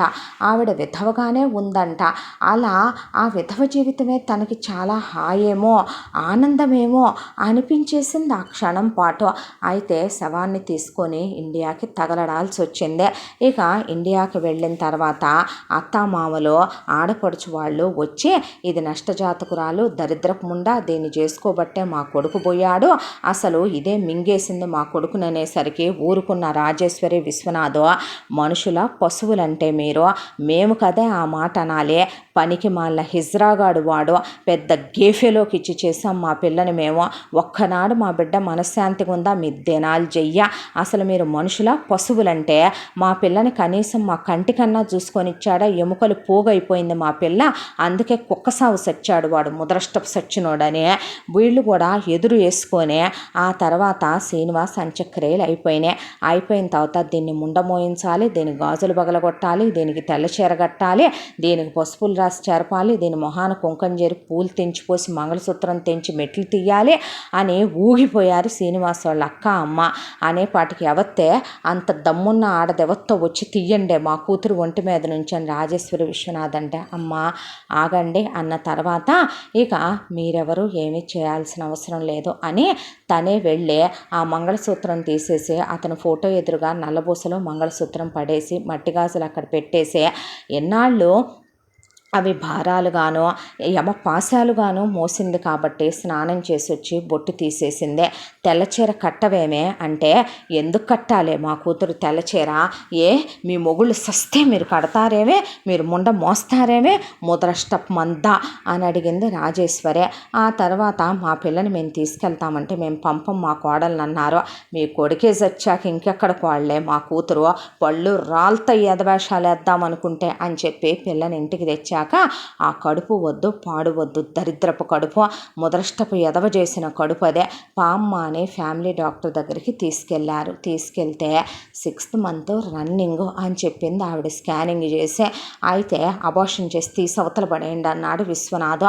అన్న తర్వాత అనే డాక్టరు, సరే అలాగైతే వసు నువ్వు హెల్తీగానే ఉన్నావు, ఒక రకంగా బేబీ చాలా హెల్తీగా ఉంది, అయితే మీ ఫ్యామిలీ డాక్టర్గా నేను సజెస్ట్ చేసేది ఒకటే, యాజ్ ఎ లీగల్గా అయితే కనుక అబార్ట్ తప్పు, అలా కాకుండా ఇది ఇల్లీగల్ ప్రాసెస్సే, కానీ నువ్వున్న సిచ్యువేషన్ మీ వాళ్ళు చెప్పారో, ఇప్పుడు నువ్వు మరో మ్యారేజ్ చేసుకోవటానికి ఈ బిడ్డ ఒక ప్రాబ్లం అవ్వకూడదు, అదే కాక ఇప్పుడు అనవసరంగా దీన్ని నువ్వు క్యారీ చేయటం కూడా అదొక తలకు మించిన భారమే అవుతుందేమో, నువ్వు ఏమీ ఇదనుకోకపోతే సర్జికల్ వేలో తీసేస్తాను నేను, ఇది 3వ కంటికి తెలియాల్సిన విషయం ఏముంది అంది డాక్టర్. ఏం మాట్లాడుతున్నారు డాక్టర్ మీరు, అమ్మా నాన్న పిచ్చితనంతో అమాయకత్వంతో మాట్లాడుతున్నారు అనుకోండి, మీరు కూడా అలాగే మాట్లాడతారా, బేబీ కిక్స్ ఇస్తుంది నన్ను, అయినా పిల్లల్ని మనం కావాలని మనం ఈ ప్రపంచంలోకి తీసుకొస్తాం, నా పొట్లో ఉందే పాపో బాబో నాకు తెలియదు, కానీ వాళ్ళని ఎందుకు శిక్షించాలి, వాళ్ళ ప్రాణం ఎందుకు తీసేయాలి, వాళ్ళని ఎందుకు అబార్ట్ చేసుకొని చంపేసుకోవాలి, ఒక మగాడు లేకపోతే ఆడది పిల్లల్ని పెంచుకోలేదా, నేను చదువుకున్నాను డాక్టర్, నా కాళ్ళ మీద నేను ఆధారపడి బ్రతకగలను, నిలబడగలను, నా బిడ్డని నేను బ్రతికించుకోగలను, నాకు ఇష్టం లేదు, అయినా అతనికి పుట్టినంత మాత్రాన ఒక స్పర్మ్తోనే అతనికి బేబీ మీద హక్కు వచ్చేస్తుంది అనుకుంటే 4 కోట్ల జీవకణాల్లో నుంచి వాడు ఎంత పోరాటం చేసే నా గర్భసంచిలోకి వచ్చి నన్ను అమ్మని చేశాడు అనుకోవాలి. పాపైనా బాబైనా నా బేబీ. అలాంటిది ఎందుకు చంపేసుకుంటానో? ఒక ఆడది అలాంటి పని చేయటం మాతృత్వానికి కళంకం అనుకుంటాను నేను. నా వరకే నాకు అది ఇష్టం లేదు డాక్టర్. కరెక్టే, నేను కావాలనుకోలేదు, కానీ దేవుడు ఇచ్చాడు కదా, ఇచ్చిన తర్వాత ప్రాణం ఎందుకు తీయాలి అంది వసు. మా మాట వినవా అమ్మా నువ్వు? రేపు నువ్వు ఇంకో పెళ్లి చేసుకునేటప్పుడు వీడొక అడ్డమై కూర్చుంటదే, పిల్లైనా పిల్లాడైనా పుట్టిన బేబీ అన్నారు అమ్మా నాన్న. ఎవరు చెప్పారు నేను మీకు మళ్ళీ పెళ్లి చేసుకుంటాననే? ఇప్పటికి అయింది చాలదా అమ్మా? ఇప్పటికే నాకు మనశ్శాంతి లేదు, అంత భారం అయిపోయానా నేను మీకు? నన్ను ఇలా కూడా బ్రతకనివ్వరా? మీకు దండం పెడతాను, ఇలాంటి ఆలోచనలు మీ మనసులోకి రానివ్వద్దే. అలా అనుకుంటే మమ్మల్ని ఎందుకమ్మా నువ్వు చంపేసుకోలేదు అన్నాక, అయ్యో కర్మ, ఒకసారి తొందరపడి పెళ్లి చేసి నీ జీవితం నాశనం చేశామని మేము నలిగిపోని క్షణం లేదమ్మా. నీకేమంత భవిష్యత్తు అయిపోయిందని చెప్పు. ఎందుకు ఈ మొయ్యరాని భారాలు బాధ్యతలు మీద పెట్టుకోవటం తల్లి? రేపు ముందర కాళ్ళకి బంధం అవుతారే ఆ పుట్టేవాళ్ళు. నీకంటూ ఒక జీవితం వద్దా? నువ్వు పెళ్లి చేసుకోవా? ఇలా నువ్వు అన్నీ తెంచిపోసి విధవలా మా ముందు తిరగటానికా తల్లి నిన్ను కన్నాం మేము అంటే, మీరు దయచేసి నా మనసును బాధ పెట్టేలా ఇంకేం మాట్లాడొద్దు. నా కడుపులో ఉన్న బిడ్డ నా సొంతం, నా రక్త మాంసాలు పంచుకొని పుట్టబోతోంది. దయచేసి మీరు వద్దు కాదు అనే నన్ను హింస పెట్టొద్దు అనేసరికి కూతురు మాటలకి మనసు కష్టం కలిగింది. చాలా వాదోపవాదాలు జరిగినాయి, గొడవలైనాయి, కాస్త డిస్టర్బెన్సెస్ వచ్చాయి. కూతురు తమ మాట కాదందని, ఆ బిడ్డను మోసి కంటానందని, ఆ బిడ్డ పోయిన అల్లుడు తాలూకు అంశమనే, అది ఎక్కడ కూతురు బ్రతుక్కి రేపొద్దున అడ్డం వస్తుందోనని, కూతురు రేపు ఇంకో పెళ్ళి ఎక్కడ చేసుకోను అంటదోనని ఇప్పుడే మొండికేస్తోంది. రేపొద్దున పుట్టే పిల్లనో పిల్లాడినో చూసే అదొక పెద్ద తద్దెనం కింద వచ్చేవాళ్ళు భావించరా అని అల్లారు ముద్దుగా పెంచుకున్న కూతురు ఏ అచ్చట ముచ్చట తీరకుండానే ఇలా మిగిలిపోయిందని అమ్మా నాన్నలుగా వాళ్ళ బాధ. అయితే పెద్ద మనుషుల్ని పంపించి పిల్ల బంగారం పిల్ల దగ్గరే ఉంది, పిల్లకిచ్చినటువంటి డబ్బులు పిల్ల పేరు మీదే ఉన్నాయి, అవి కాక పెళ్లి ఖర్చులు ఎంగేజ్మెంట్ ఖర్చులు వీళ్ళు ఎటు వెనక్కి ఇచ్చి సచ్చేది లేదు, అత్తగారు లాంఛనాలు ఆడపడుచు లాంఛనాలు అని నొక్కినవే. అవి కాకుండా మరి అల్లుడి పేరు మీద ఉన్నటువంటి ఇల్లు సంగతే, అవన్నీ ఏంటా అని వీళ్ళు ఆలోచించాలి ఎక్కడైనా కూడా. అలాంటిదే ముందే శ్రీనివాస్ వాళ్ళ అక్క అమ్మ కలిసి, నువ్వు ఎటు పోయిన మా తమ్ముడు పోయాడో, నీ కడుపులో ఉన్న పిండంతో మాకు ఎలాంటి సంబంధం లేదో, అసలు ఆ కడుపు మావాడికే వచ్చిందో ఎవడికే వచ్చిందో, మావాడే పోయిన తర్వాత ఇంకా కడుపులో బిడ్డ మాకేమవుద్దనే మర్యాదగా అమెరికాలో ఉన్న మా వాడి ఇల్లు మా పేరు మీద రాసేసేయాలి, అదే నీకు చెందుద్దంటున్నారు. అలాగే నువ్వు నీ పేరు మీద ఉన్నటువంటి ఆ కారు, అలాగే వాడి కొన్ని ఇన్సూరెన్స్లు అవి ఉన్నాయి, అవి మొత్తం మా పేరు మీదకి వచ్చేలా చెయ్యాలి, లేకపోతే మర్యాదగా ఉండదని వార్నింగ్ ఇచ్చి వెళ్ళారు రాజేశ్వరి విశ్వనాథు లేనప్పుడు. జీవిత రాగానే ఇవన్నీ చెప్పేసింది అమ్మా నాన్నలకే. దిగుల్లో కూరుకుపోయిన కూతురు నెత్తి మీద ఇదొక రాయా అని కడుపు మండిపోయి వీళ్ళు ఒక 10 మంది పెద్ద మనుషుల్ని తీసుకొని వాళ్ళ ఇంటి మీదకి వెళ్ళి, మీ అంతు చూస్తాం, మా కూతురి జీవితం నాశనం అయిపోయి మీ కొడుకు కడుపు చేసి సచ్చాడు ఆ ఎదవ పోటంతో మా పిల్ల మళ్ళీ పెళ్లి చేసుకోనని మేము వద్దన్నా ఆ పిండాన్ని మోస్తోంది. ఇప్పుడు రేపు పిల్లాడో పుడితే వాళ్ళకి సోషల్ సెక్యూరిటీ ఎవడిస్తాడో? మొగుడాస్తి పెళ్ళాంది కాదా? ఇన్నాళ్ళు మా పిల్ల కాపురం చేయలేదా? మా పిల్లని మేము కన్యగా ఇస్తే మీ కొడుకు తిప్పి మాకేమైనా కన్యగా ఇచ్చాడా ఏమే? నువ్వు ఒక కూతుర్ని కానీ ఆడపుట్టక పుట్టిందానివేగా, నీ బతుకొచ్చాడా?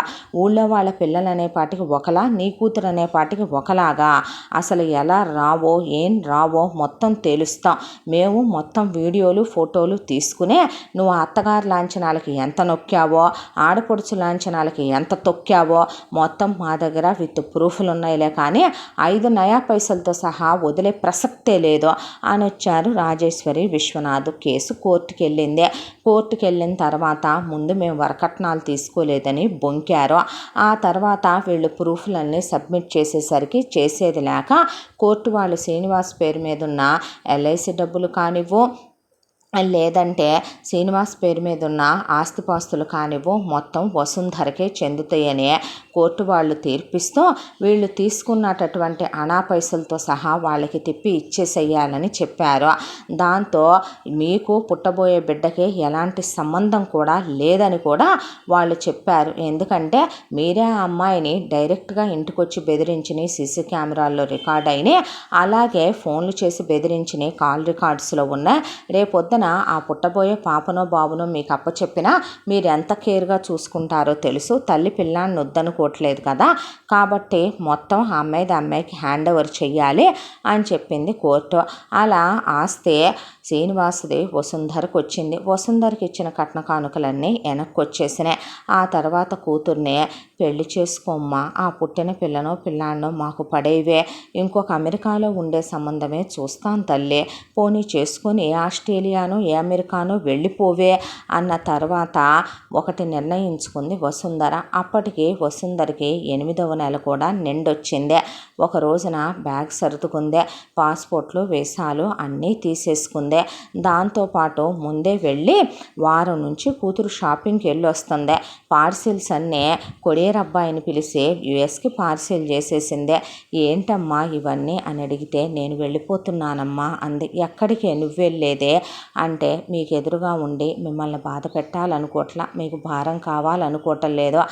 జీవితంలో అందరూ ఎదురు దెబ్బ తింటారు, కానీ జీవితం మీదే దెబ్బ తగిలేంత పెద్ద దెబ్బని తిన్నానమ్మా. చెప్పుకోవటానికి చిన్న విషయాలుగా ఉన్నాయి, కానీ వాడు పోయిన తర్వాత ప్రతి క్షణం నేను వాడితో ఎంత నరకం అనుభవించానో ఆడదానివి నువ్వు. మీరు ఏమీ అన్నా అనకపోయినా కూడా వాడు నా మీద ఏ చిన్న తప్పు చేసినా పప్పుచారులో ఉప్పు ఎక్కువైందనో కూరలో కారం ఎక్కువైందనో ప్రతి ఒక్కటి సెక్షువల్ హెరాస్మెంట్లో నా శరీరం మీదే చూపించేవాడు వాడు. ఇక వాడు పెట్టిన నరకాల గురించి ఇప్పుడు నేను చెప్పుకుంటూ పోతే కనుక అవి లెక్కకు మిక్కుటం అవుతాయి. ఆడదానికి ఆడదే శత్రువని నువ్వు అర్థం చేసుకుంటావు అనుకున్నాను, నువ్వు కూడా నన్ను అపార్థమే చేసుకున్నావు. కడుపులో బిడ్డని చంపుకోమంటాం ఎంతవరకు న్యాయం చెప్పు, అది ధర్మం చెప్పు. అయినా మనం కావాలనుకొని కంటామమ్మా, మేము ఆడపిల్లలమని మీరెప్పుడూ భారం అనుకోలేదేమే మరే. అయినా నేను మిమ్మల్ని తప్పు పట్టడం లేదో, మంచో చెడు నేను బాగుండాలని పెళ్లి చేశారో. నా బ్రతుకు అలా తగలడిపోయిందే. ఫారెన్లో ఉండే వాళ్ళందరూ హ్యాపీగా ఉండట్లేదని కాదు, ప్రేమించి లేచిపోయి అమ్మా నాన్నల్నే ఎడంకాలతో తన్ని వెళ్ళి కులాంతర మతాంతర వివాహాలు చేసుకున్న వాళ్ళు కూడా మేము హ్యాపీగానే ఉన్నామంటున్నారు కొంతమంది. ఎంత ఉంటున్నారో అది వాళ్ళకి తెలియాలి, వాళ్ళ పర్సనల్ విషయం. కానీ నా వరకే నేను మాత్రం ఒక్కటే అనుకుంటున్నానమ్మా, నా బ్రతుకు నేను బ్రతకగలను. ఎలా బ్రతుకుతావమ్మా అంటే, నేను చదువుకున్నాను నాన్న, నాకు తెలివితేటలున్నాయి, నేను అక్కడ ఏటో అతని ఇల్లు నాకే వచ్చింది, ఆ ఇంట్లోనే ఉంటాను. ఆ తర్వాత నేనే హాస్పిటల్కి వెళ్ళి అక్కడ డెలివరీ చేయించుకుంటాను, నా బిడ్డని నేనే పెంచుకుంటాను. పోనీ మేము వస్తామమ్మా. వద్దమ్మా, నన్ను కొన్నాళ్ళు ఒంటరిగా ప్రశాంతంగా ఉండనివ్వండి ప్లీజ్ అనేసిందే. దాంతో వాళ్ళు ఏమీ మాట్లాడాల. కూతురికి సెండ్ ఆఫ్ ఇచ్చొచ్చారో. ఒంటరిగా కడుపులో బిడ్డతో అమెరికా వెళ్ళిపోయింది వసుంధర. అమెరికాకు వచ్చిన తర్వాత ఆ ఇంట్లోకి వచ్చిందే. ఇప్పుడు ఆ ఇంట్లో మొగుడు సచ్చాడనే దానికన్నా ఒక రాక్షసుడు నీచుడు వెళ్ళిపోయాడన్నట్టు వాడి తాలూకా జ్ఞాపకాలన్నీ క్లీన్ చేసి తుడిచేసి బయటపడేసిన తర్వాత ఖాళీగా ఉండాలనుకోలా. ఎప్పుడో కాలేజ్ చదువుకునే రోజుల్లో ఒక ఐడియా, మళ్ళీ వెళ్ళి ఎంఎస్ చెయ్యాలని అనిపించలా. దాంతో తను ఒక చిన్న రెస్టారెంట్ స్టార్ట్ చేయాలనుకుందే. పర్వాలేదు, తన దగ్గర డబ్బులున్నాయి, దాంతోనే ఇక స్టార్ట్ చేసిందే. ఆ స్టార్ట్ చేసిన దాంట్లో కొంతమంది పిల్లల్ని పార్ట్ టైం ఉద్యోగాలకి వాటికి తీసుకుని వాళ్ళకు కూడా జీవన భృతి కల్పించిందే. పర్వాలేదు, పెట్టిన వెంటనేనే కొన్ని ఇండియన్ ఫుడ్స్ యాడ్ చేయడం వల్ల అది బాగానే సాగుతోంది. ఈలోపు ఒక రోజున నొప్పులు వచ్చాయి, వెళ్ళి హాస్పిటల్లో జాయిన్ అయింది. బాబు పుట్టాడు. బాబు పేరు ప్రతీక్ అని పెట్టుకుంది. నార్మల్ డెలివరీనే అయ్యిందే. బాబుని తీసుకొని హాస్పిటల్ నుంచి డిశ్చార్జ్ అయ్యి ఇంటికి వచ్చిందే. ఆ తర్వాత ఇక ఒక వారం 10 రోజులు రెస్ట్ తీసుకుందే. అమ్మా నాన్నలకి వీడియో కాల్ చేసి బాబుని చూపించిందే. ఇక మళ్ళీ తను మెల్లగా రెస్టారెంట్కి వెళ్ళటం స్టార్ట్ చేసింది. బాబును కూడా వెంట తీసుకెళ్ళేదే. ఓన్దే కాబట్టి తన్నెవరూ రిస్ట్రిక్ట్ చేస్తారనే హడావిడి లేదక్కడ. తనే పై ఎత్తున అన్నీ చూసుకుంటూ ఉండేది. మధ్యలో రాజేష్ రాజేశ్వరి విశ్వనాథ్ మనసు అక్క పిల్లని అనవసరంగా మనసు బాధ పెట్టామేమో పిచ్చిదాన్నే, ఇప్పుడు ఏం పోయిందంట, పుట్టనే పుట్టాడు బుడ్డోడు, సరే వద్దంటే కందనుకుందాం, కడుపు తీపి చంపుకోలేక కందేమోలే, మన బిడ్డను మనం కాదనుకుంటామా, అందరూ కాదని దాన్ని ఒంటరిదాన్ని చేస్తే అదేమైపోద్దే, ఇప్పుడు పిల్లాడితో సహా దాన్ని యాక్సెప్ట్ చేసేవాళ్ళు భూమి మీద ఉండరా ఏందే, భూమి ఏమైనా గొడ్డుపోయిందా, మన పిల్ల ఏమైనా తప్పు చేసిందా అనే దాంతో అమెరికాకి వెళ్ళి పిల్ల దగ్గర కొన్ని రోజులుండి పిల్లని చూసి ఆ తర్వాత కూతురు రెస్టారెంట్ అది చూసి ఆ తర్వాత ఇక పిల్లను దారి చేస్తే పోద్దేమో, పిల్లాడితో సహా ఒప్పుకునే వాళ్ళని మాట్లాడే పెళ్లి చేస్తే పోద్దేమో, ఇప్పుడు పిల్ల రెస్టారెంట్ కూడా పెట్టుకుంది, బాగా సాగుతోంది. దానికి తోడు వాడి పోయినోడి 4 రూపాయలు వచ్చినాయి, మనయి వచ్చినాయి. అవి కాకుండా ఉన్న ఆస్తిలో అమ్మమ్మ తాతయ్య నానమ్మ తాతయ్య పెట్టినాయి, అవి కాకుండా ఒక 60% పెద్ద పిల్లకి పెట్టి 40% చిన్నదానికి ఇచ్చే, ఇక్కడ చిన్నదానికి ఒక మంచి సంబంధం చూస్తే దాని పొగరికి అది ఎక్కడైనా సరే ఉండిపోద్దే, ఎటు నాశనం అయిపోయింది తమ వల్ల, తమ మాట కాదనలేక పెద్ద పిల్ల బతుకే, కాబట్టి పెద్ద పిల్ల జీవితాన్ని బాగు చేయాలి అనుకున్నారు.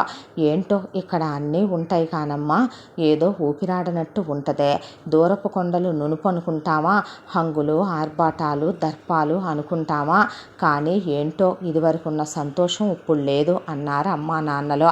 ఎక్కడ ఉండే ఆనందం అక్కడే ఉంటుందమ్మా, అదంతా మన భ్రమే, మనం ఉండే ప్రపంచం ఎక్కడుంటే అదే మనకి చాలా అందంగా కనిపించాలి.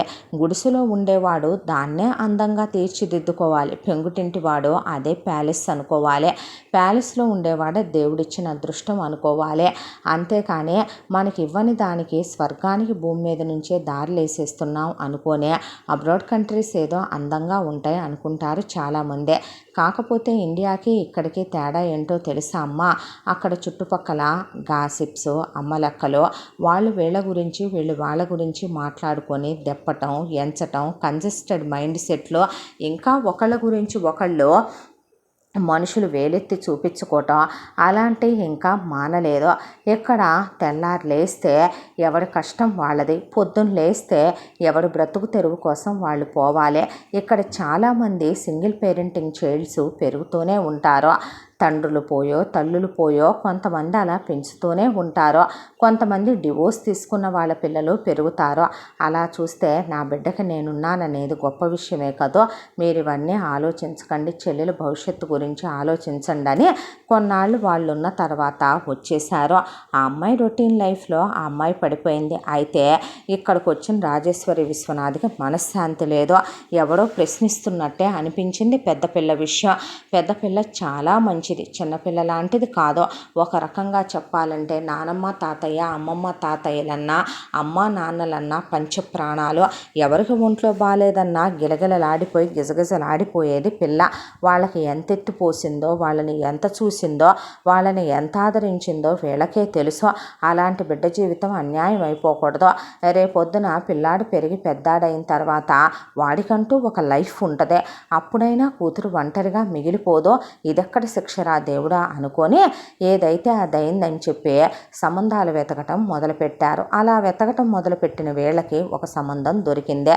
అబ్బాయి పేరు వరుణ్, అబ్బాయికి ఒక అక్క అలాగే అమ్మ నాన్న ఒక ఫ్యామిలీ ఉన్నారు.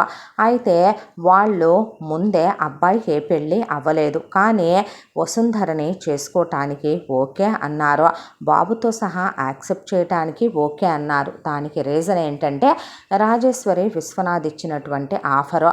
వాళ్ళని కూర్చోబెట్టి వీళ్ళు మేము మా ఆస్తి మొత్తంలో 60% పెద్దమ్మాయికి పెడతామని, 40% చిన్నమ్మాయికి పెడతామని, మా వల్లే పెద్ద పిల్ల జీవితం నాశనం అయిపోయిందని, కాబట్టే పెద్ద పిల్ల సంతోషంగా ఉండాలనుకుంటున్నామని, పెద్దమ్మాయికి పుట్టిన పిల్లాడికి ఎవరూ ఏమీ చూడక్కర్లేదని, వాడు ఏ దరిద్రుడికైతే పుట్టాడో ఆ దరిద్రుడి ఆస్తిలో వాటా వాడికి వచ్చిందని, ఆ వాటాతో వాడు హ్యాపీగా ఉంటాడని, అది కాక పిల్లకి అమ్మమ్మ తాతయ్య నానమ్మ తాతయ్య ఇలా పెట్టారని, మేము పిల్ల సంతోషంగా ఉండాలనుకుంటున్నామని, పిల్లని ఒక మాట అనకుండా ఒక దెబ్బ కొట్టకుండా పిల్లాడితో సహా యాక్సెప్ట్ చేసి తండ్రి అవ్వగలిగితే చాలు, అమెరికా వెళ్ళి అక్కడే ఉంటే చాలు, పిల్ల రెస్టారెంట్ కూడా పెట్టుకుంది. ఆ రెస్టారెంట్ చూసుకున్నా ఓకే, లేదంటే కనుక ఎంఎస్ చేసుకుంటానంటే మేమే డబ్బులు ఇస్తాము, అక్కడికి వెళ్ళాక జాబ్ చేసుకోమని చెప్పి మేమే ఎంగేజ్మెంట్ చేస్తాం, పెళ్లి చేస్తాం, మేమే కారు కొనిస్తాం, మేమే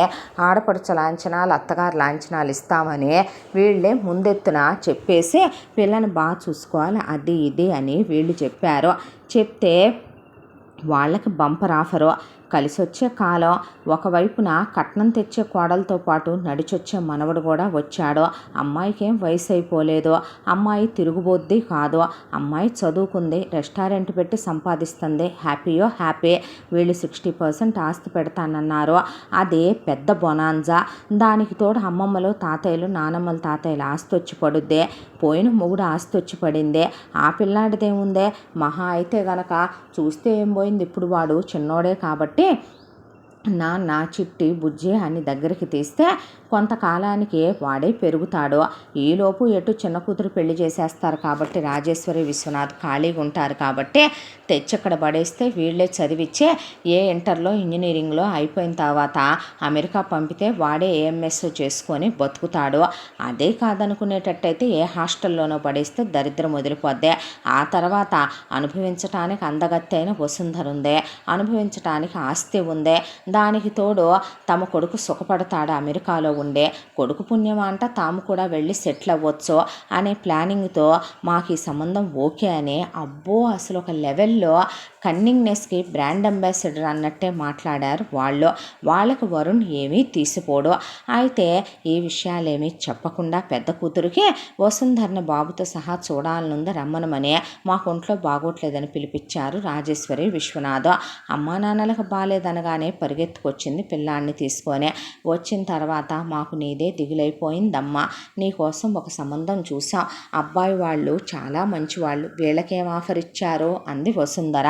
అడిగితే వీళ్ళు మళ్ళీ అబద్ధాలే చెప్పి మొత్తం నొక్కేసి చిచ్చి మేము అసలు ఏమీ చెప్పలేదమ్మా, ₹1 కట్నం కూడా అడగలేదు, అబద్ధం ఎందుకమ్మా, పిల్లాడితో సహా నేను చేసుకోవటానికి అబ్బాయి ముందుకు వచ్చాడు, వాళ్ళది అభ్యుదయ భావాలు గల ఫ్యామిలీ తెలుసా, అబ్బాయి ఒక వీరేశలింగం పంతులు, ఒక గురజాడప్పారావు, అట్లా ఒక టంగుటూరి ప్రకాశం, వీళ్ళందరి తర్వాత అబ్బాయినే నుంచోబెట్టచ్చు, అంత గొప్పోడు తెలుసా, అసలు నీకేం తెలుసు, వాళ్ళు గాంధేయవాదులే, హింసావాదులు కాదమ్మా, అహింసావాదులే వాళ్ళు అని కూతురికి చెప్పిన తర్వాత నిజంగా ఏమక్కర్లేదన్నారా, అయ్యో తల్లి నిజం చెప్తున్నానమ్మా, ఏమీ వద్దన్నారు, పిల్లాడితో సహా నిన్ను యాక్సెప్ట్ చేసి చేసుకొని ఆ అబ్బాయి వచ్చి ఆ అబ్బాయి అక్కడ ఎంఎస్ చేసి జాబ్ చేస్తానన్నాడు, నీకు రెస్టారెంట్లో హెల్ప్ చేస్తానన్నాడు, బాబునే మేమే చూసుకుంటాం, నా కొడుకులానే చూసుకుంటానన్నాడు, ఆ తర్వాత వాళ్ళ రెస్పాన్సిబిలిటీస్ ఏమి మనకు సంబంధం కూడా లేవు తల్లి నిజంగా అని చెప్తే నేను మాట్లాడతానులే ఒకసారి అంది వసుంధర.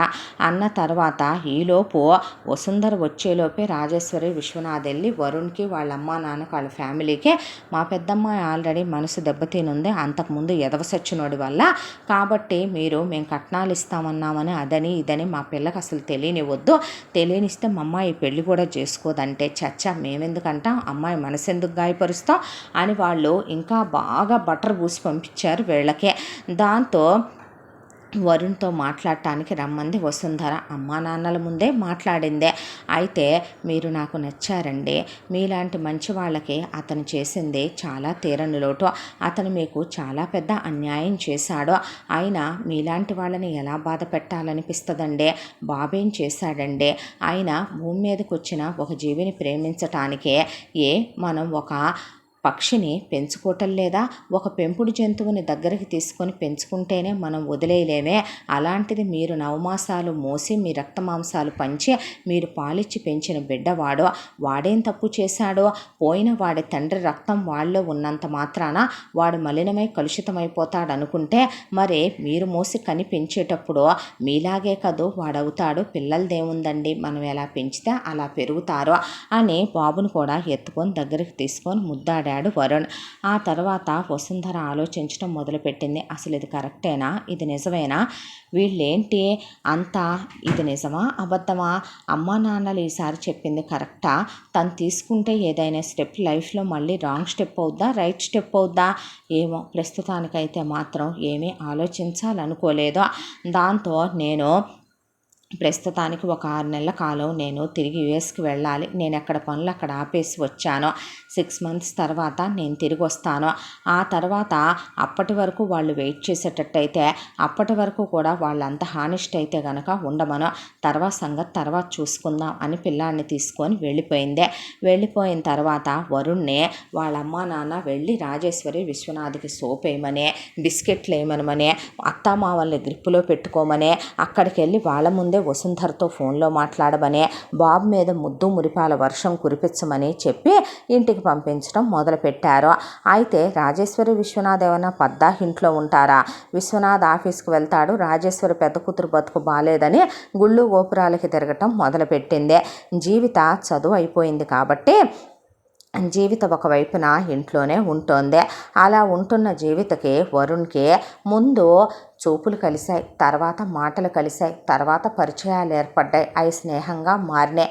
ఆ స్నేహం ఇష్టంగా మారింది, అది ప్రేమగా మారింది. మీరెంతైనా మా అక్కని ఇష్టపడి చేసుకోవటానికని వచ్చారో, అలాంటిది మనిద్దరం ఇలా చేయటం తప్పేమో కదో అన్న తర్వాత ఏమో నా మనసుకి ఏమీ తెలియట్లేదు. నాకు తనకి ద్రోహం చేయకూడదు అనిపిస్తోంది, అలాగని నువ్వు కావాలనిపిస్తోంది. మనసు ఒకటి చెప్తోంది, బుద్ధి ఒకటి చెప్తోంది అని వరుణ్ అంటే ఇద్దరు డీప్ లవ్లో మునిగిపోయి డీప్గా ముద్దులు హగ్గులు, హద్దు దాటితే నరికేస్తారని రాజేశ్వరి విశ్వనాథ్ ఆ ఒక్కటి ఇంటిమేషన్స్ కాకుండా మిగతా అన్ని వైఫ్ అండ్ హస్బెండ్ లాగా క్లోజ్ అయి చేసుకోవటం మొదలుపెట్టారు. ఇలా 6 మంత్స్ కాలం గడిచిపోయిన తర్వాత వసుంధరని రామ్మ రామ్మ రామ్మ అనే అమ్మా నాన్నలు మళ్ళీ పిలిపించిన తర్వాత నేను ఒక 1 వీక్ ఆగి ఆలోచించుకొని చెప్తాను అని అంటూ ఉండగా ఒక రోజున బాబుకి ఇక్కడ క్లైమేట్కి హెల్త్ బాగోక వాడు రాత్రి నిద్రపోవట్లేదు. పిల్లాన్ని ఎత్తుకొని తిప్పుతూ ఉన్న వసుంధరకి చెల్లెలు ఫోన్లో మాట్లాడటం వినపడింది. చూస్తే వరుణ్తో మాట్లాడుతోంది జీవిత. అసలు డైరెక్ట్గా ఏ సర్టిఫికెట్ ఏ++ సర్టిఫికెట్ మాట్లాడుకుంటున్నారు ఇద్దరు వీడియో కాల్లో. ఇక విషయం ఏంటనేది అర్థమైంది. ఆ తర్వాత అమ్మ పెళ్ళికి సరేగా నీకు అన్నాక ఓ సరేనమ్మా అంది వసుంధర. అన్న తర్వాత నీకు ఓకేగా వరుణ్ అని అడిగితే నాకేమైంది అన్నాడు వరుణ్. అన్న తర్వాత వసుంధర ఏం మాట్లాడలా.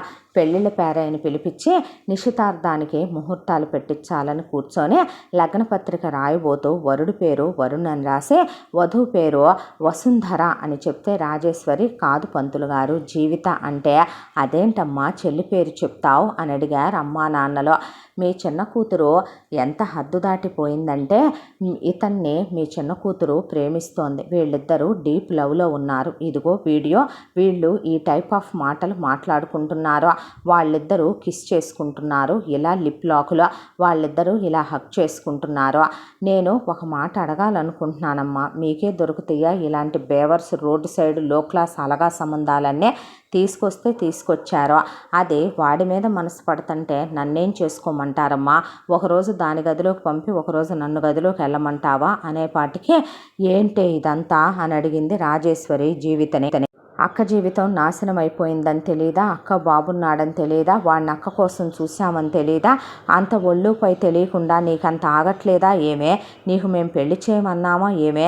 తప్పు కాదు అలాంటి పనులు చేయటం నువ్వు అంటే ఏమో నా మనసు తెలియకుండానే అతని వైపు శృతి తప్పిన రాగమై అతని దాకా చేరుకుంది అనేపాటికి వీణ తంత్రులు తెంచితే అప్పుడు చేరుకోకుండా ఉంటుంది అన్నాడు విశ్వనాథ్.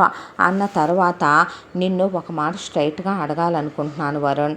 నువ్వు నేను వెళ్ళిన తర్వాత 6 మంత్స్ జర్నీలో జీవితతో అంత క్లోజ్ అయ్యావు. ఆ విషయం నువ్వు నేను ఇండియా రాకముందే ఓపెన్గా నాకు ఫోన్ చేసి చెప్పాలా? నటించావు. నా మీద ఏదో ప్రేమ ఉన్నట్టు, ఆరాధన ఉన్నట్టు, కన్సర్న్ ఉన్నట్టు, జాలున్నట్టు, పిల్లాడి మీద నీకేదో ఎనలేని ప్రేమాభిమానాలు మమకారాలు ఉన్నట్టు. ఆ తర్వాత దాంతోనూ మాట్లాడుతున్నావు, దాంతోనూ క్లోజ్ అవుతున్నావు. ఇప్పుడు కూడా ఎంగేజ్మెంట్ నాతో చేసుకోవటానికి బాబుతో సహా నన్ను యాక్సెప్ట్ చేసి అబ్రాడ్ రావటానికి ఓకే చేస్తున్నావు. ఒకవైపున అది నేను అబ్రాడ్ వస్తానక్క, నేను అక్కడుండి చదువుకుంటాను, జాబ్ చేసుకుంటాను అని నేను అబ్రాడ్ సంబంధం చూసి చేసుకుంటాను, నేను ఇండియాలో ఉండనని చెప్పు అమ్మా నాన్నకని నాకు వారం నుంచి చెప్తుంది. అది ఇంకొకరిని చేసుకొని నువ్వు నన్ను చేసుకొని అంటే ఏంటంటే వాడు ఆఫీస్కి వెళ్ళాక నేను క్యాంటీన్కి వెళ్ళిన తర్వాత మీ ఇద్దరూ కలిసి చక్కగా మీ ఇద్దరు ప్రొడక్షన్ స్టార్ట్ చేసి నువ్వు కన్న వాళ్ళని ఇది అవతల వాడి అకౌంట్లో వేస్తా, నువ్వు నా కన్ను గప్పి ఒక నైట్ నాతో ఒక డే దీంతో స్పెండ్ చేద్దాం అనుకున్నావా? అక్కా చెల్లెళ్ళిద్దరూ డబుల్ బొనాన్జాలో దొరికారనుకున్నావా? ఏం బతుకులరా మీయే, ఈ జన్మకు మారరా మీలాంటి ఎదవలో అనేసింది వసుంధర. అన్న తర్వాత ఈ పెళ్ళి మేము సస్సేమిరా చేయమన్నారు రాజేశ్వరి, విశ్వనాథ్. వరుణ్ణి వాళ్ళ అమ్మా నాన్న పడేసి చితక్కొట్టి వదిలిపెట్టి పనికి మాలిన ఎదవ, ఏం పనులరా ఈ దరిద్రుడా అన్న మాటకే నేను తన్నే చేసుకుంటానని కూర్చున్నాడు వరుణ్ణి తప్ప నేను ఎవరిని చేసుకోను, లేచిపోతాను, పోలీస్ స్టేషన్కి వెళ్తా, మీ మీద కేసు పెడతా, నాకు అతనే నచ్చాడంది జీవిత. ఎందుకు డాడీ చేసి పంపించేయక ఈ గొడవలన్నీ అంది వసు. అనేసరికి వాళ్ళకి ఇష్టం లేకుండానే పెళ్లి చేసే వాళ్ళు ఏ లెక్కనైతే గనక కేజీ బంగారం చేయించారో అది 1 కోటి రూపాయల డబ్బులు పడేశారు జీవితకే. అదేంటి ఇంకేం బెటరా మీరు అని అడిగింది వరుణ్ వాళ్ళమ్మ. తోటకూర అలాగే జీలకర్ర ఇక్కడ రెడీగా ఉన్నాయి, దంచి ఏపుడు చేసి పెడతాం మీ బాడీలోకి. ఎక్కడున్నాయి అనుకుంటున్నారు? మేమెందుకు పెడతాం, మా పెద్ద కూతుర్ని చేసుకుంటానని చెప్పి మీ కొడుకు మమ్మల్ని వెన్నుపోట్లు పొడిసి, అదేంటి మీ చిన్నమ్మాయి ఏం తప్పు చేయలేదా, మీ చిన్నమ్మాయి కన్ను గీటకుండానే నిప్పులేందే పొగొచ్చిందా, నిజం దేవుడెరుగు నీరు పళ్ళం ఎరుగు అంటారో, మీ చిన్నమ్మాయి కాలు జారే టైపు కన్ను గీటే టైపు కాబట్టేగా మా వాడు అలా లొంగిపోయాడో, అది నీ కొడుక్కి ఆ చేసుకున్న వాడి పెళ్ళాం అవుద్ది కాబట్టి ఇప్పుడు దానికి తెలియాలి, మేమైతే ఇంకా 5 పైసలు పెట్టం, గెట్ అవుట్ అన్నారు రాజేశ్వరి, విశ్వనాథ.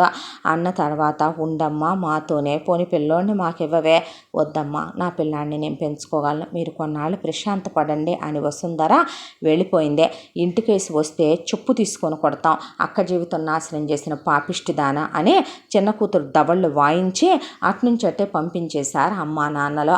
ఆ తర్వాత పెద్ద కూతురు బతుకు బాగుపడితే బాగుండని గుళ్ళు గోపురాల చుట్టూ తిరగటం మొదలుపెట్టి తీర్థయాత్రలు తిరుగుతున్నారు పాపం వాళ్ళు. ఇలా టైం గడిచిపోకుంటూ వెళ్ళిపోతుంది.